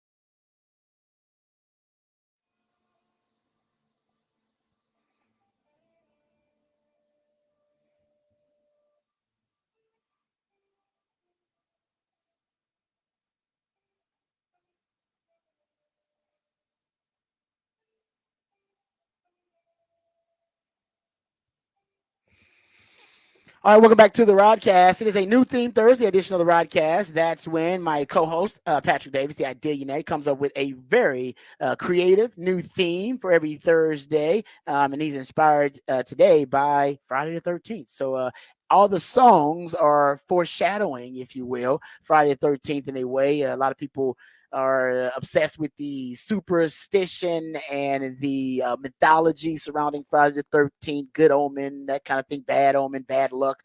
So all the songs are foreshadowing Friday the 13th and mentioning a lot of those themes that are consistent with Friday the 13th. So we appreciate Patrick there. We also appreciate Patrick coming up with the topic for the big fat poll of the day. He wants to know who will lead Texas in receiving yards against UTSA. And your choices are Isaiah Bond, Gunnar Helm, Ryan Wingo, and Matthew Golden. And I went with Wingo, and so did most of you. 45% of you who voted said Ryan Wingo will lead Texas in receiving yards versus UTSA. All right, before we wrap this thing up and put it in the oven, it's time to play Who Said That. That's when Patrick plays pieces of audio from the sports world, sometimes beyond the sports world, and based on the context clues or familiarity of the voice, hopefully you can identify and recall who said that. Water bottle discussion about how you picked up the water bottle in the game. What did I do? Apparently, it's just the way you picked it up that they said there might have been something wrong with the wrist. Oh, I picked it up weird. Yes. Did you feel like you did? I don't know. I drank water. I can't say I've seen that or know what anybody's talking about. That is Joe Burrow. Man, talk about the investigative journalism. So they're watching the way he picked up a water bottle. And they're showing him on the sideline. He was messing with his wrist a lot. He had the wrist issues last year. And then he goes to pick up a water bottle. And it's not even that weird of a way. He kind of picks it up and then flips it into his hand and then drinks it. And I guess somebody saw it and went, oh, well, he normally would have done that in 2 pulls, and it took him 3. That's obsessive right there, man. You got to get if they know how he picks up water bottles every day in practice, then they're doing their jobs as reporters. They're paying attention. That's some detail right there. Some internet sleuths right there. Seriously, that is crazy. All right, Patrick, thanks for everything you do, brother. You are the man.